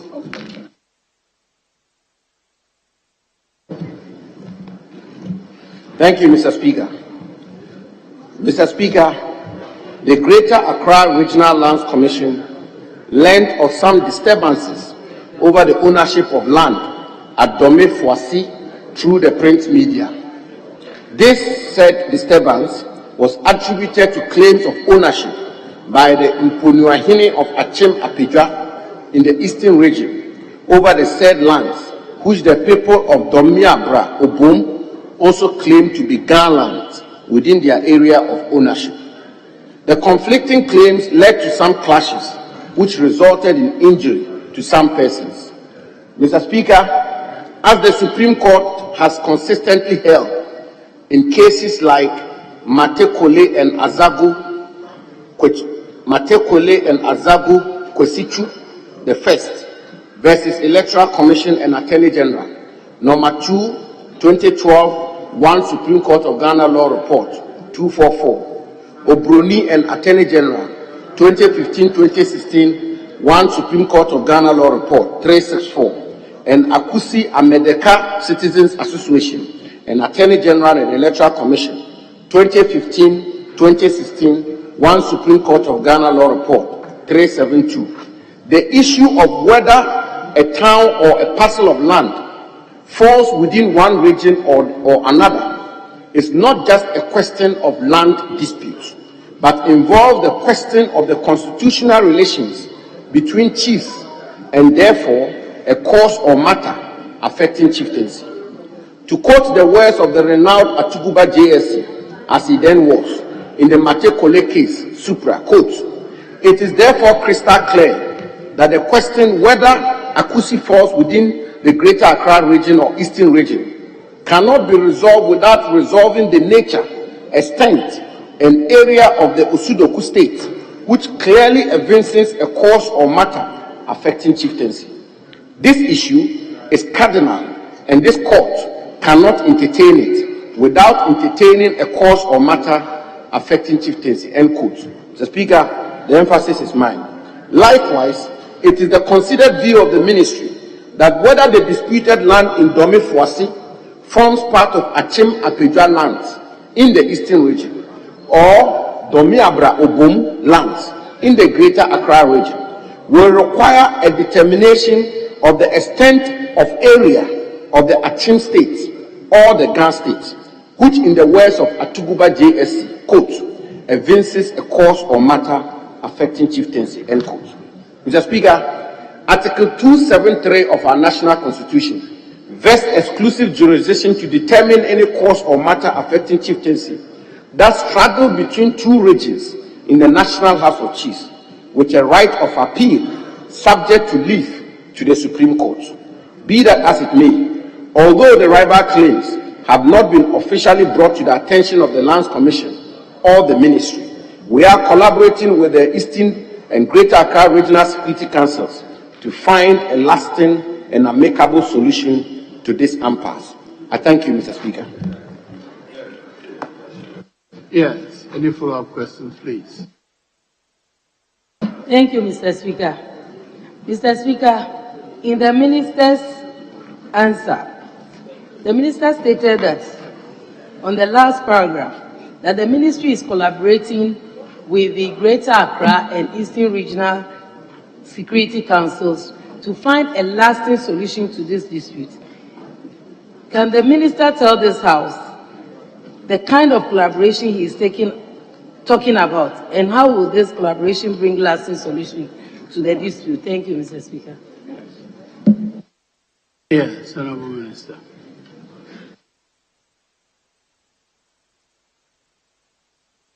Mr. Speaker, firstly, anything that borders on the breach of the security and peace of our country is within the jurisdiction of the various regional security councils.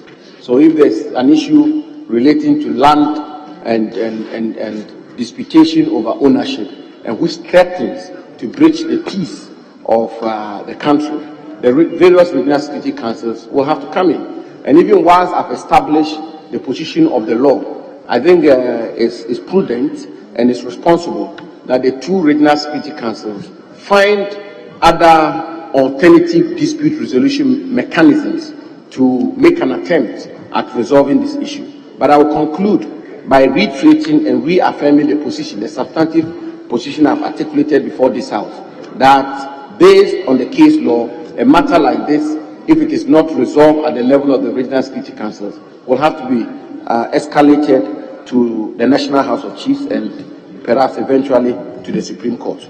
Thank you, Mr. Speaker. Yes. Mr. Speaker, can the minister in his estimation tell the good people of Domiabra Obum how soon will the collaboration produce the desired result of lasting peace to the people of the area? Thank you. Yes, Honourable Minister.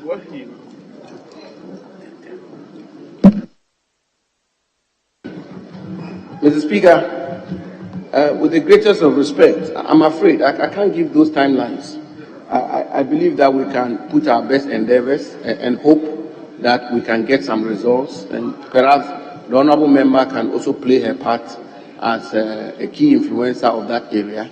And we can always all have to keep our fingers crossed and work hard at it and hope that it will be resolved. But I'm very sorry, I cannot give timelines, Mr. Speaker. Thank you. Do you have any more? Mr. Speaker, can the minister indicate to us the extent to which the dispute has affected land use in the area, because farms, buildings, and other developments on the land are always destroyed by the other party? Thank you, Mr. Speaker. That is not an eligible follow-up question. He doesn't have that information. He didn't ask that of him earlier. You may ask another one if you have any. You're done. Question number 536, Honourable Member for Nsaoma Dredgery, Frank Anodom Chief. Speaker, with your leave, and I've related this to the table office and same to the minister. If I may make a small correction to the questions. Speaker, you should read to ask the Minister for Lands and Natural Resources how many seedlings the ministry procured and planted in supporting our forest reserve. Yes, Honourable Minister.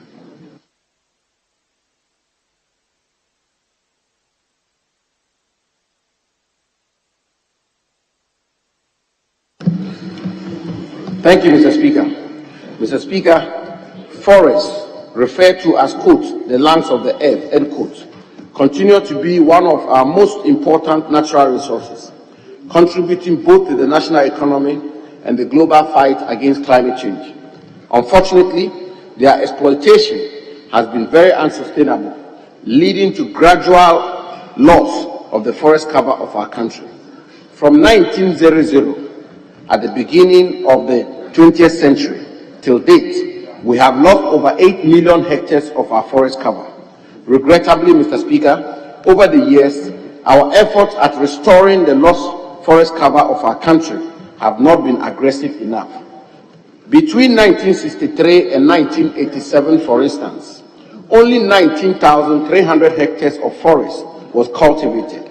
And from 2002 to 2016, an area of 138,000 hectares of forest was cultivated, making a total of 157,300 hectares of forest cultivated between 1963 and 2016, a whooping period of 53 years. Mr. Speaker, since 2017, the government of President Akufo-Addo has committed to an aggressive afforestation and reforestation program to restore our lost forest cover. As a result, between 2017 and the end of the third quarter of 2021, a total of 477,485.5 hectares of forest have been cultivated under the Ghana Forest Plantation Strategy through various programs undertaken by government, the private sector, and civil society organizations. Now, Mr. Speaker, to the substantive question. Between 2017 and the third quarter of 2021, a total of 67,366,384 seedlings were procured by the Forestry Commission for planting within degraded forests. The seedlings were planted under two major government programs. One, modified Tonja system. Two, the Youth in Afforestation and Reforestation program. The annual breakdown of seedlings procured is as follows. 2017, 7,138,553. 2018, 17,869,408. 2019, 19,486,537. 2020, 13,405,710. 2021 third quarter, 9,476,176, making a total of 67,336,384. In addition to the above, the Forestry Commission procured 4,897,247 seedlings out of the 7,193,404 seedlings distributed for planting during the maiden edition of the Green Ghana Day on June 11, 2021. Mr. Speaker, on Thursday, March 1st, 2022, the President of the Republic, His Excellency Nana Addo Dankwa Akufo-Addo, launched the 2022 edition of the Green Ghana Day, which has been slated for June 10th, 2022. On that day, we commit to plant at least 20 million trees, and we will include planting on degraded forest lands, both on and off reserves. Mr. Speaker, may I thank you, honorable members of this august House, and the staff of the Parliamentary Service Board for your exemplary show of leadership during last year's edition of the Green Ghana Day. Mr. Speaker, one can see that the trees planted here in Parliament are doing very well. We thank you indeed.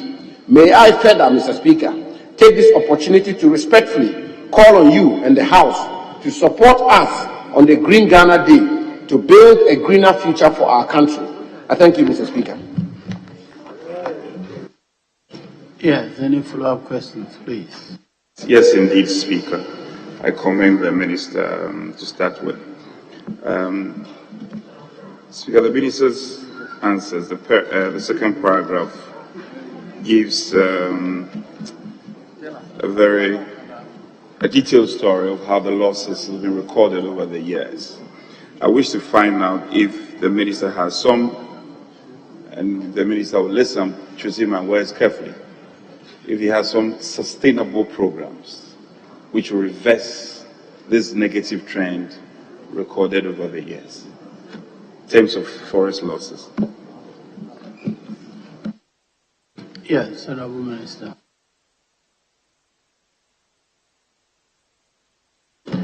Thank you, Mr. Speaker. Mr. Speaker, we have presented a very comprehensive and robust medium to long-term program to the Cabinet of President Akufo-Addo, which is intended to restore the lost forest cover of our country. Mr. Speaker, thankfully, after a rigorous scrutiny of that program, the program was modified in part and approved by the cabinet. And it is this program we are implementing. Mr. Speaker, the program aims at rolling out aggressive afforestation and reforestation. And indeed, the specific answer, Mr. Speaker, to how we intend to restore the forest cover of our country, and as I've indicated already, from 1900 to date, 8 million hectares of Ghana's forest cover is lost. And the experts tell us that if something drastic is not done, the level at which we are exploiting our forest cover will become totally unsustainable. This program is anchored on two pillars.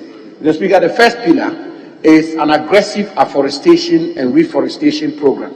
And the second pillar is the necessary measures required to protect the existing forest cover of our country.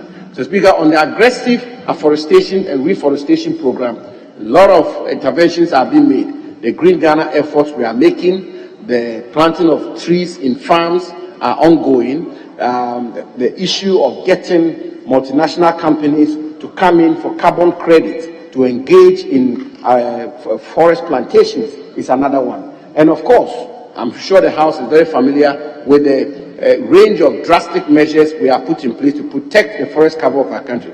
Ban on Rosewood, for example, the fight we are putting up against illegal mining, the ban on recognizant prospecting and exploration in forest reserves of our country, and the plethora of measures, other measures we put in place to protect the existing forest cover of our country. So, Speaker, let me conclude by assuring the House that President Akufo-Addo is fully determined to restore the lost forest cover of our country, and a good deal of work is being done in that respect. I thank you, Mr. Speaker. Yes, Honorable Speaker, my good friend touched on carbon trade, which, in my view, is a critical matter. And it's also a technical concern. Has the minister reverted his mind to the technicalities involved if we are to exploit carbon trade to this maximum effect and rake in the necessary funding? And what is he doing to build the capacity of the players for us to buy into this carbon trade concept? Yes. Mr. Speaker, we have appeared before Cabinet and presented a very elaborate program on how Ghana can leverage the emerging market of carbon trading. Mr. Speaker, the Chief Whip is very right that the concept of carbon trading has become the contemporary tool of unleashing aggressive afforestation. And indeed, as I've said, we've presented a joint memorandum to Cabinet between myself and the Minister for Environment, Science, Technology and Innovation, which the Cabinet is approved. Mr. Speaker, as I speak to you, we have a technical committee in place, which is supervising and shepherding this effort. And Mr. Speaker, I don't know if the House took notice that the Forestry Commission, for example, has signed a memorandum of understanding with Tallow to get to a net zero situation. And therefore, Tallow is agreed with the Forestry Commission to provide funding for forest plantation for those forest plantations to be used to offset their carbon emissions. Mr. Speaker, you recall also in Glasgow, I had the rare privilege of signing a letter of intent with the LEAF Coalition. The LEAF Coalition has $1 billion United States dollars, and this is an intervention by the United States, the UK government, to raise that amount of money for aggressive afforestation across the world. Ghana was among only 5 countries to have been selected to sign the letter of intent. Again, there's a technical committee which is pursuing this effort to have us be able to leverage this LEAF Coalition Fund for us to engage in aggressive afforestation.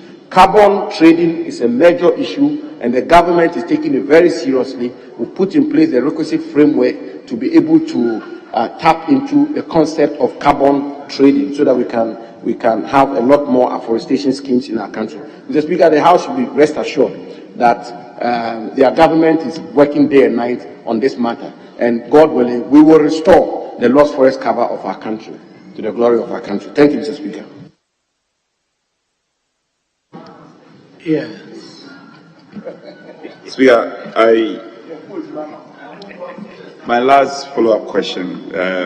I take cognizance of the fact that the Minister has mentioned, in relation to carbon trade concept, the formation of a technical committee. I am aware of the support from the UN, the establishment of Climate Change Center at the University of Ghana, and I know my good friend knows about it. Would he consider an extension of a hand to this school at the University of Ghana for us to broaden this technical committee membership so that we can reach out more?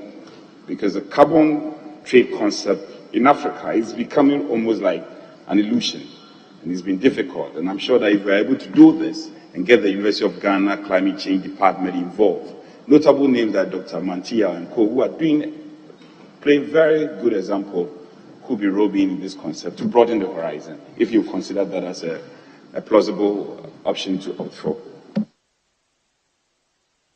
Yes, Honorable.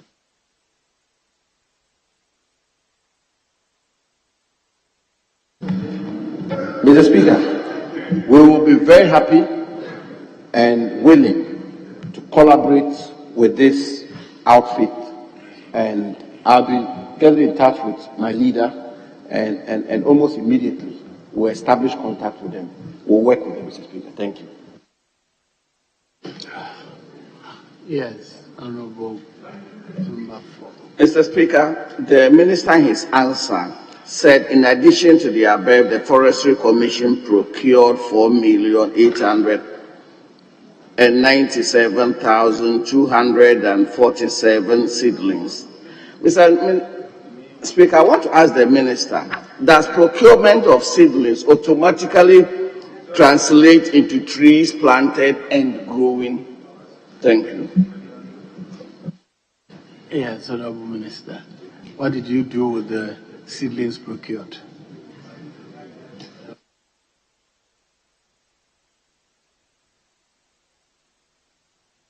Mr. Speaker, the trees procured, as I indicated, were trees which were procured, were seedlings procured, for the 2021 edition of Green Ghana. Mr. Speaker, I suspect that my honorable senior colleague planted a tree. Those were the trees we all planted. So they were planted, Mr. Speaker. Thank you. Yes.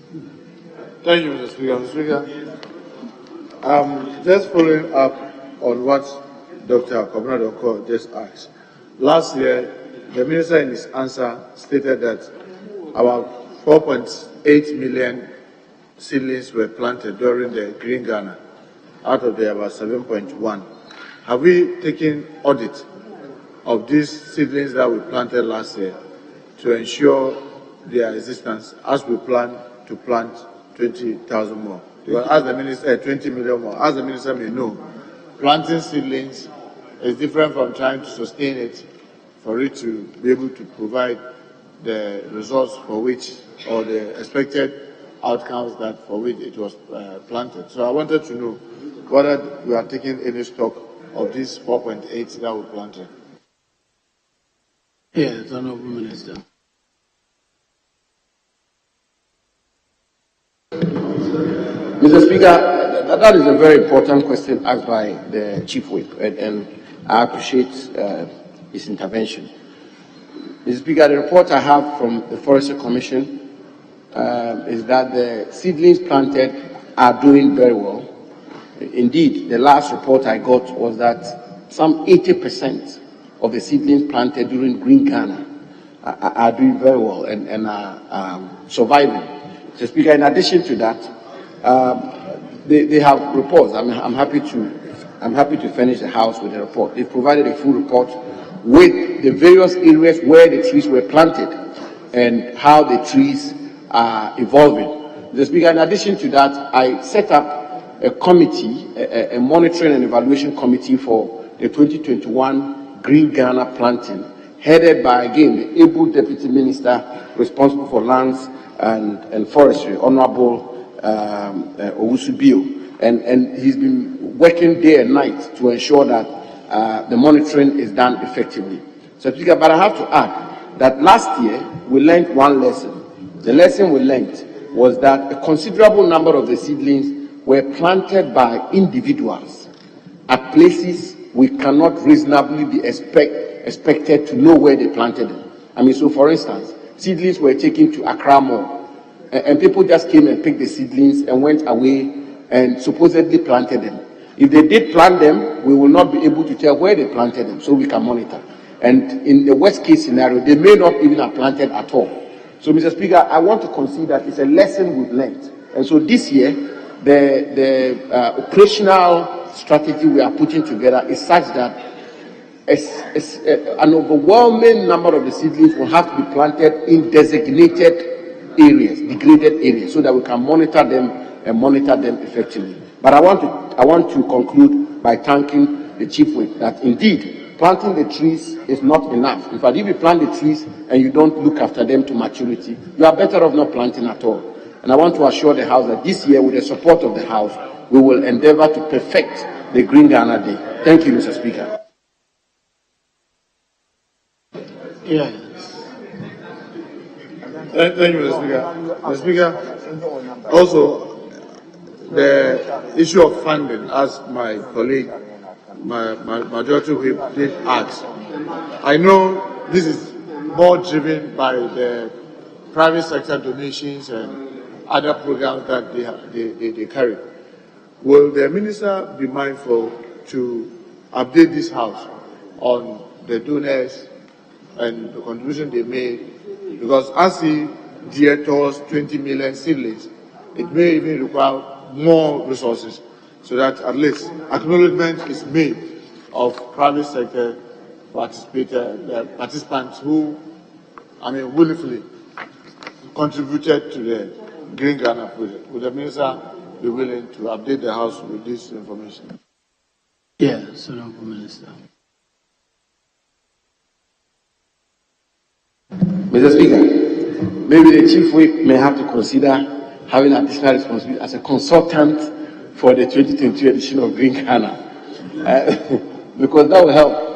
The strategy, Mr. Speaker, really, as much as possible, we want this tree planting exercise to be owned by the population. And so, if, in the best of worlds, we should not take a penny from the public exchequer. That is the idea. Now, Mr. Speaker, the point the Chief Whip make is a very important point. So what we are trying to do this year is that corporate Ghana, for example, can take up compartments.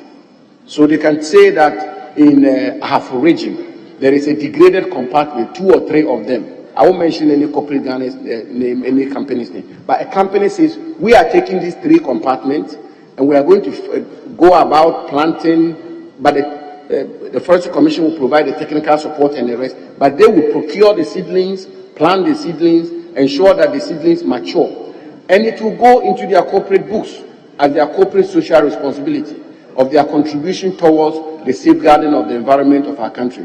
And as I said at the launch of the 2022 Green Ghana edition, we are even going to consider the concept of carbon credits in this 2022 Green Ghana, so that if a company's operation inevitably will have them flare out a lot of carbon dioxide, they will liaise with the Forestry Commission, take up 2022 Green Ghana, and plant as much seedlings which will offset the flaring up of their carbon, so it will balance out. I mean, the concept of net zero effect has become a very fashionable concept today in the climate change world. And so we are looking at all of those options. But as much as possible, we want to take up the mobilization in such a way that we don't burden the public exchequer. In the coming days and weeks, Mr. Speaker, the House will find that I will be meeting the telcos, I'll be meeting the oil companies, I'll be meeting the mining companies, I'll be meeting the religious leaders, I'll be meeting leadership of parliament,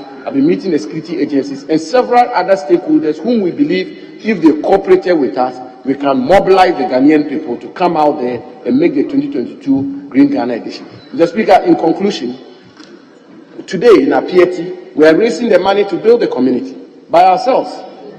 Today, I can comfortably and confidently say that we are almost at a point where we'll be able to raise sufficient funding to build the community from scratch. I believe that that is an example where in the Green Ghana, we should also be able to raise our resources to complete Green Ghana 20, beginning with the contribution of the Honorable Minority Chief Whip, Honorable Muntaka. Thank you, Mr. Speaker. Yes, Honorable Majority Leader.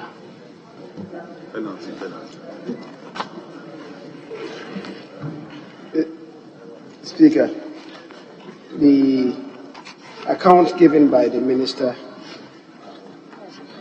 without doubt, appears very impressive. That is 53 years, covering 157,000 hectares. Speaker, that indeed translates to, in terms of reclamation and reforestation, on the average, reclaiming 2,900 hectares per year. That's over the span of 53 years, between, as he said, up to 2016.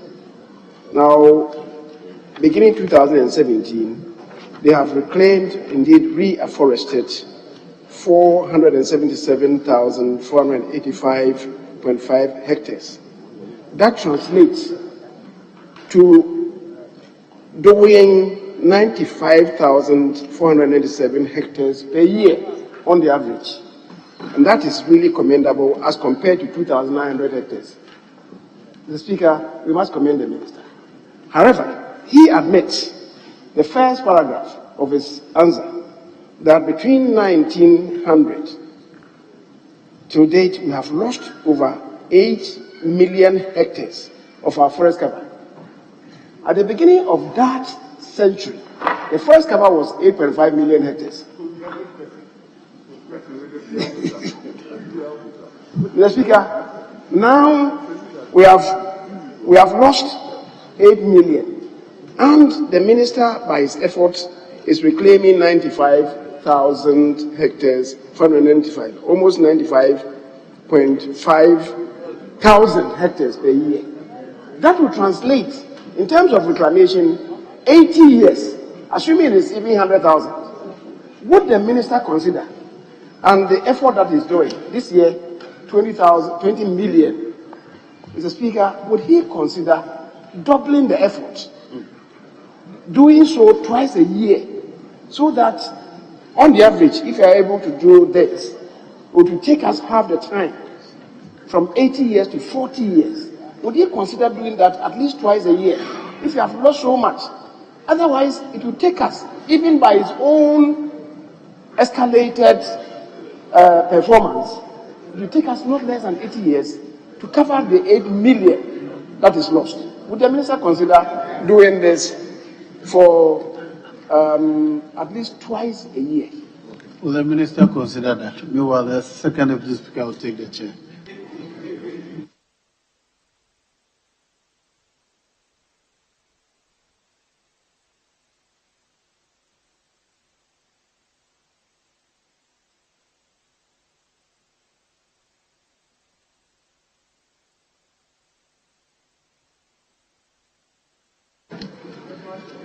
Yes, Minister, let's hear you.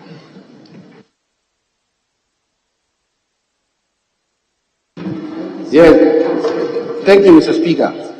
Mr. Speaker, the Honorable Majority Leader is right, and the data are very revealing. And as I indicated in my answer, Mr. Speaker, from 1963 to 1987, Mr. Speaker, we cultivated 19,300 hectares of forest was cultivated between 1963 and 1987. Mr. Speaker, and significantly, in the course of the Fourth Republic, from 2002 to 2016, we cultivated 138,000 hectares of forest. I mean, that is the data. I mean, Speaker, if you put those two together, and between 1963 and 2016, it's a whooping 53 years. And within that 53 years, Mr. Speaker, we're talking about 157,300 hectares of forest cultivated.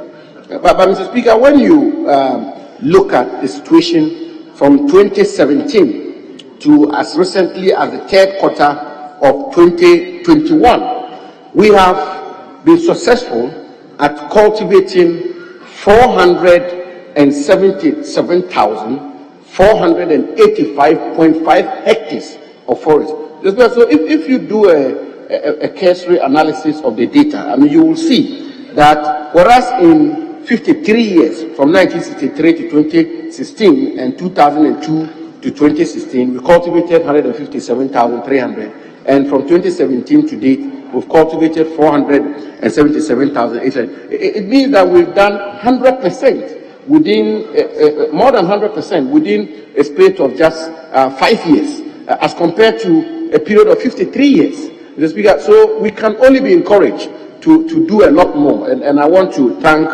the Honorable Majority Leader for his words of encouragement that we need to move forward.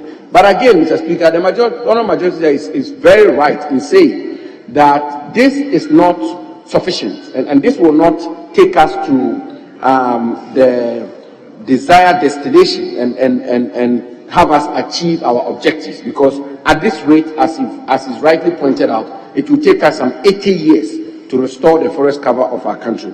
Mr. Speaker, the lessons I learned from the ministry and the government, learned from the 2021 Green Ghana Day experience, suggest that if we put our hearts together and we mobilize together, we will be able to do it ourselves, and we will do it across political lines, across sectorial lines, and we'll mobilize ourselves to restore the forest cover of our country. Because after all, we do so for the survival of our country.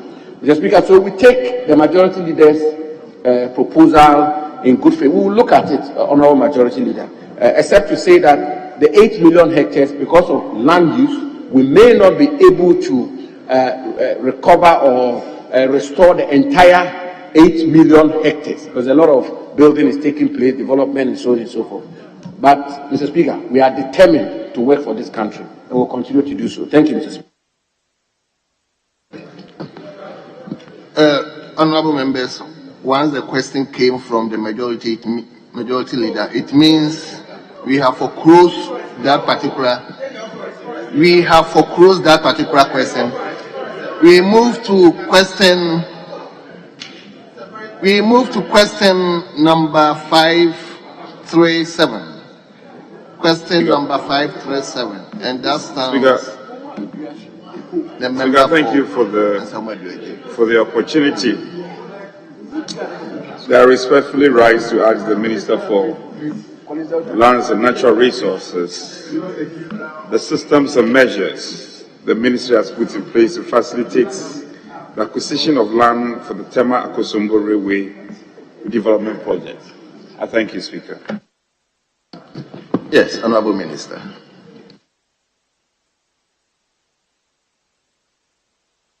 Thank you, Mr. Speaker.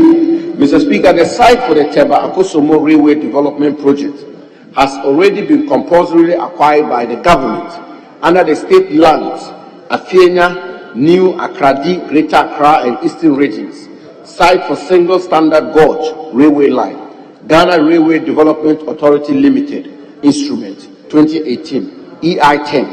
Compensation has been paid to over 500 affected property owners since 2019. There, however, remain some affected persons, especially those with undeveloped lands, who are yet to be paid compensation. This compensation is outstanding because of conflicting claims in the lands in issue.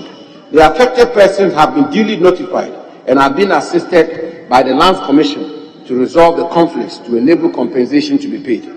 Mr. Speaker, there are also a few claims that are outstanding as a result of inaccurate site plans. Again, the Lands Commission is assisting such people to prepare accurate site plans to facilitate the process for the payment of compensation. I thank you, Mr. Speaker. Yes, honourable member. Speaker, referencing the minister's answers, I think specific to second paragraph.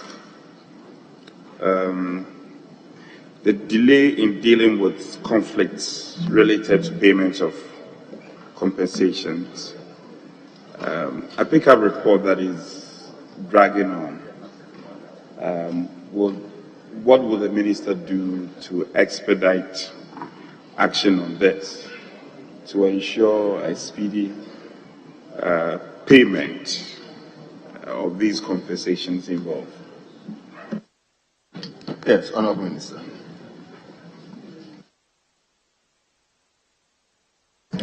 Thank you, Mr. Speaker. Mr. Speaker, the broader issue of land administration is the main cause for a good number of these disputations which inhibit the efforts of government to pay compensation. Mr. Speaker, since I had the privilege of being made Minister for Land, the biggest issue when it comes to compensation has to do with the rightful claimants or the rightful recipients of these compensations. Mr. Speaker, many a times the need for the payment of compensation is settled, but who to pay the compensation to becomes a subject matter of litigation. And I have dozens of such files on my desk as I speak to you today, where government is willing and ready to pay compensation, but you have rival claims and litigation which inhibits the effort of government to pay these compensations. So, Mr. Speaker, respectfully, what I can say to my honourable colleague is that we will employ all best endeavours to ensure that these disputes and these rivalry claims are resolved to enable government to pay this compensation. Mr. Speaker, in conclusion, as the House will take note, the program and vision of our outstanding president, Nana Addo Dankwa Akufo-Addo, to build a robust railway system in this country to facilitate industrialization and development in our country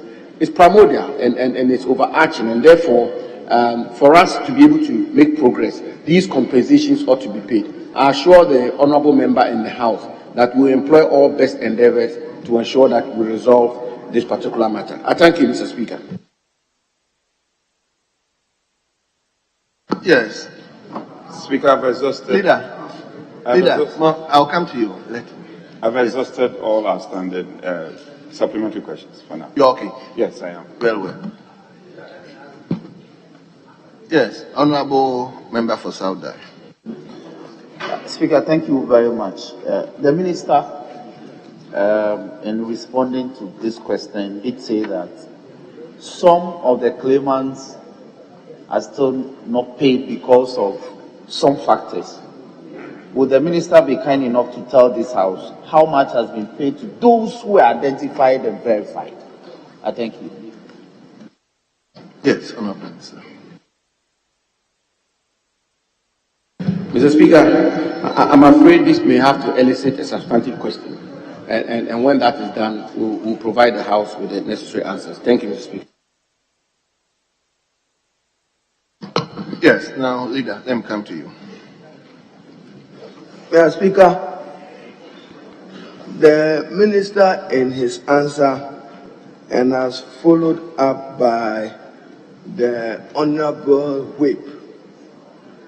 And Mr. Speaker, may I with respect refer the minister to Article 20 of the 1992 Constitution, which is on the subject of compulsory acquisition.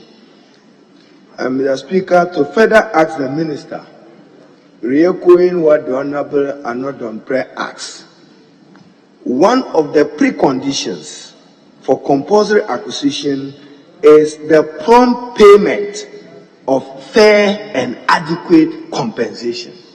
As condition precedent, you are not to acquire it and say now come for compensation. The Constitution says, Mr. Speaker, I'm reading for the record, Article 22, compulsory acquisition of property by the state shall only be made under a law which makes provision for prompt payment of fair and adequate compensation.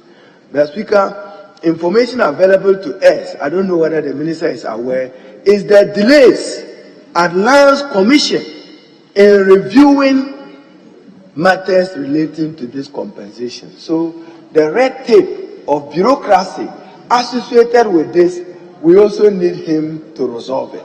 But I want him to know that what the Honorable Whip have asked you, assure us, fair and, it says fair and adequate compensation. Will that be paid to the persons to whom you have so acquired this land?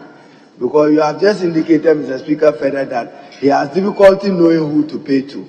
Did you have difficulty where to get the land from? If you didn't, Mr. Speaker, you should respond appropriately. I thank you. Minister. Sorry.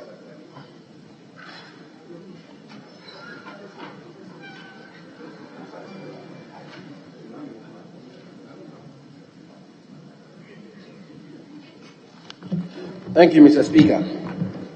Mr. Speaker, I want to first of all agree with the Honorable Minority Leader in his reliance on Article 20 of the Constitution and the requirement for compensation to be prompt, fair, and adequate. Mr. Speaker, that is a cardinal condition, precedent, and prerequisite when it comes to matters of compensation. And Mr. Speaker, the Supreme Court has had multiple occasions to make pronouncements on the exact contours of Article 20. Mr. Speaker, it is not lost on me at all. And I also want to believe that the Honourable Minority Leader, in asking his question, is actually referring to the general issue of the payment of compensation and the need for such payments to be prompt, fair, and adequate. But, Mr. Speaker, I will also respectfully indulge, have the Honourable Minority Leader indulge the need for public officers to act responsibly and act in a manner which is in the public interest. And so the general issue of compensation, as I intimated in my earlier answer, the biggest issue when it comes to payment of compensation in our country remains rival claims.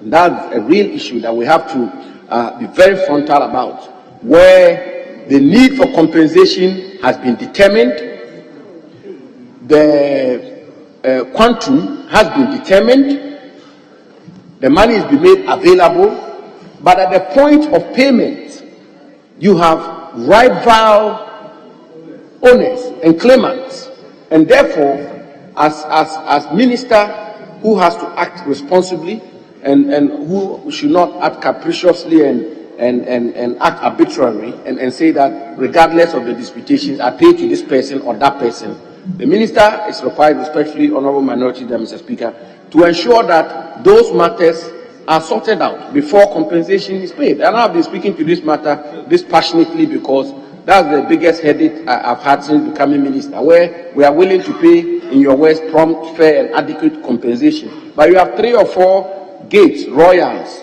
popping up and litigating amongst themselves, sometimes in the law court, as to who should receive the compensation. I think, Mr. Speaker, in such circumstances, as it is in this particular matter that we are discussing, the minister has to act responsibly and not act in a manner which will not be in the interest of the public. Thank you, Mr. Speaker.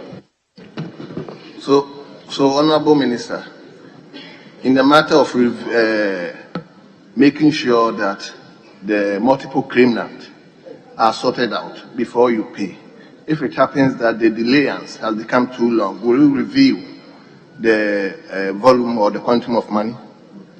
Because it may take some time before sorting out become reality, getting the claimant. So when it comes to that point, will you review the quantum of money, bearing in mind of the constitutional condition that compensation should be adequate?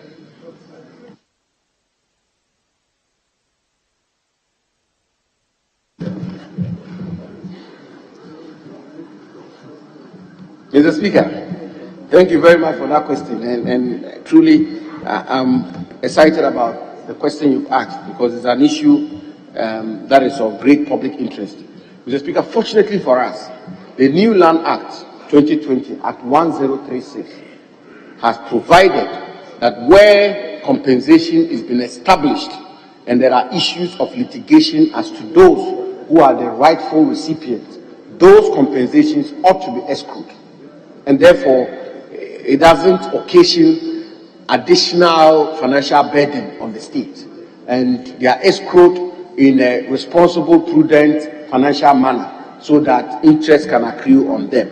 There's also the other matter of really the work we are doing to ensure that we reform the Lands Commission, digitize the Lands Commission, so that even the question as to who is the rightful recipient of compensation can easily be settled at the level of the Lands Commission. But for the time being, Act 1036 seems to have resolved this matter. Thank you, Mr. Speaker. Very well. Yes, Honorable Suhine, let's hear you. Right, Honorable Speaker, thank you very much for the opportunity to follow up on a question the Minister answered in relation to compensation, requiring it to be adequate, prompt and fair. Mr. Speaker, I want to find out from the Minister, based on this observation, what processes are used to determine which claimant gets paid first before the other. Mr. Speaker, I'm sure the Minister will understand that in interactions with the Ministry, it does appear that when the Ministry prepares claims and submit to the Ministry of Finance for payment, it is usually out of the hands of the Ministry, and the Ministry of Finance makes the payment, and puts it on the budget of the Ministry of Lands. There have been examples where some claims are paid, before others, even though they were submitted earlier by the Ministry. So I just want to find out if there's a structure that is communicated from the Ministry of Lands and Natural Resources to the Ministry of Finance to determine how claimants get paid their compensations, and whether there is a first come, first served basis. Thank you. Minister, did you get the question? Did you get the question, Minister? You got it. Very well.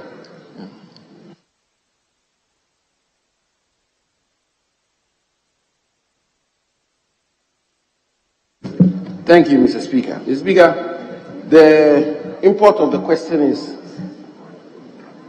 what is the criteria of determining that Mr. A's compensation is paid first and Mr. B's compensation is paid second, and so on and so forth? Mr. Speaker, first of all, there is an elaborate process by law which one has to go through in order for his or her compensation to be paid. Very elaborate. And the processes, I cannot set them, all of them out here, but on top of my head, I do know that there must have been some compromise of your interest in the land, either through compulsory acquisition or through road construction or whatever, and then you become entitled to compensation.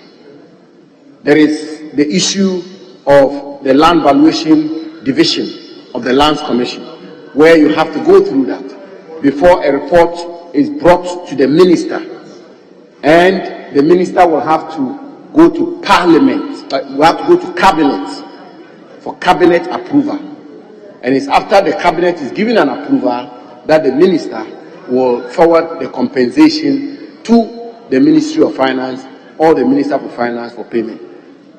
Mr. Speaker, So the process is an objective one, it's a transparent one, and it's above board. And every Ghanaian who believes is entitled to compensation just has to go through this process. And when this process is done, the payment is done. The minister doesn't, with the greatest of respect, sit in his office to say, Mr. A pay, Mr. B don't pay. No, you go through the process, and if your application is meritorious and it goes through the process and it passes the scrutiny, you get paid. Thank you, Mr. Speaker. Yes, we now move to question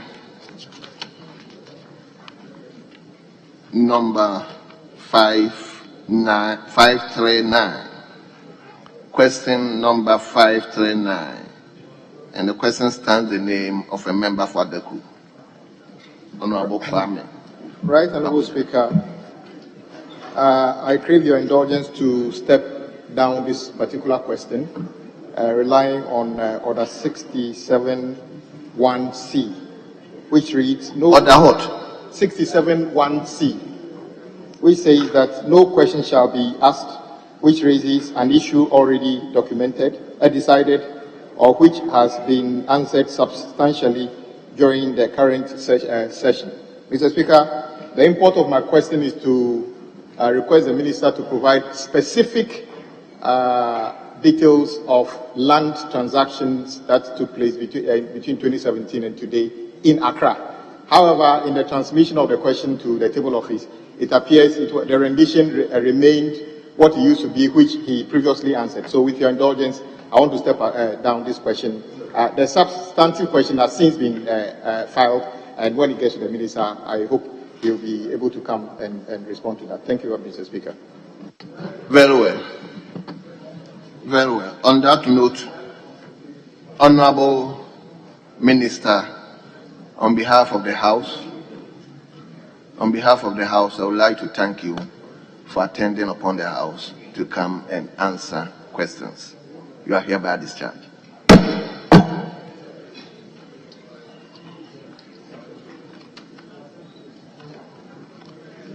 Yes, Leader.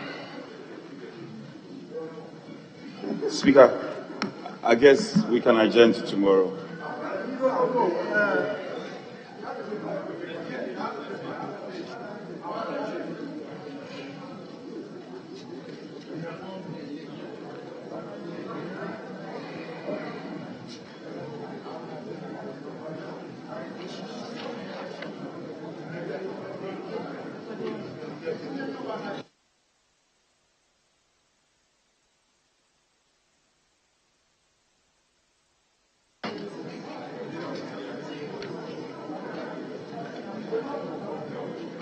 Speaker, if you may indulge me, no, we just lay, the Minister for Lands and Natural Resources is here, and if he can, we can take item 9B on page 6 of today's order paper. Yes, honorable members, at the commencement of public business, let's turn to page number 6. Page number 6, item number 9B, presentation and first reading of bills. 9B, Minister for Lands and Natural Resources. An act to consolidate and revise the laws relating to wildlife and protected areas, provide for the implementation of international conventions on wildlife to which Ghana is a signatory and for related matters. Honorable members, the bill is read the first time and referred to the Committee on Lands and Forestry for consideration and report. Speaker, I guess we can now adjourn. Yes. Then it's not yet 2 o'clock, so may you come out in motion. Speaker, I move that the House adjourn to tomorrow, 10 o'clock in the forenoon. I so move. Mr. Speaker, you know, closing is good news, so I'm happy to second this motion since he has no business for us to go and rest. Yeah, knowing very well, yesterday we had to overstretch ourselves, so I fully second the motion for adjournment. When are we coming tomorrow? Is it 10 a.m.? Honorable members, the motion has been moved and the motion has been seconded. The question is, as many as are in favor of the motion, say aye. Those against, say no.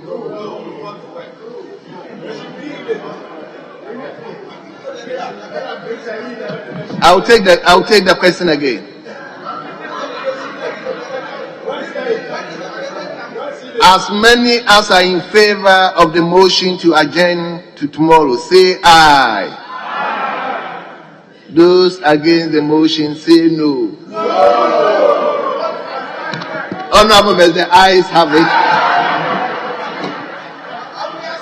The House is accordingly adjourned to tomorrow, 10 o'clock in the forenoon.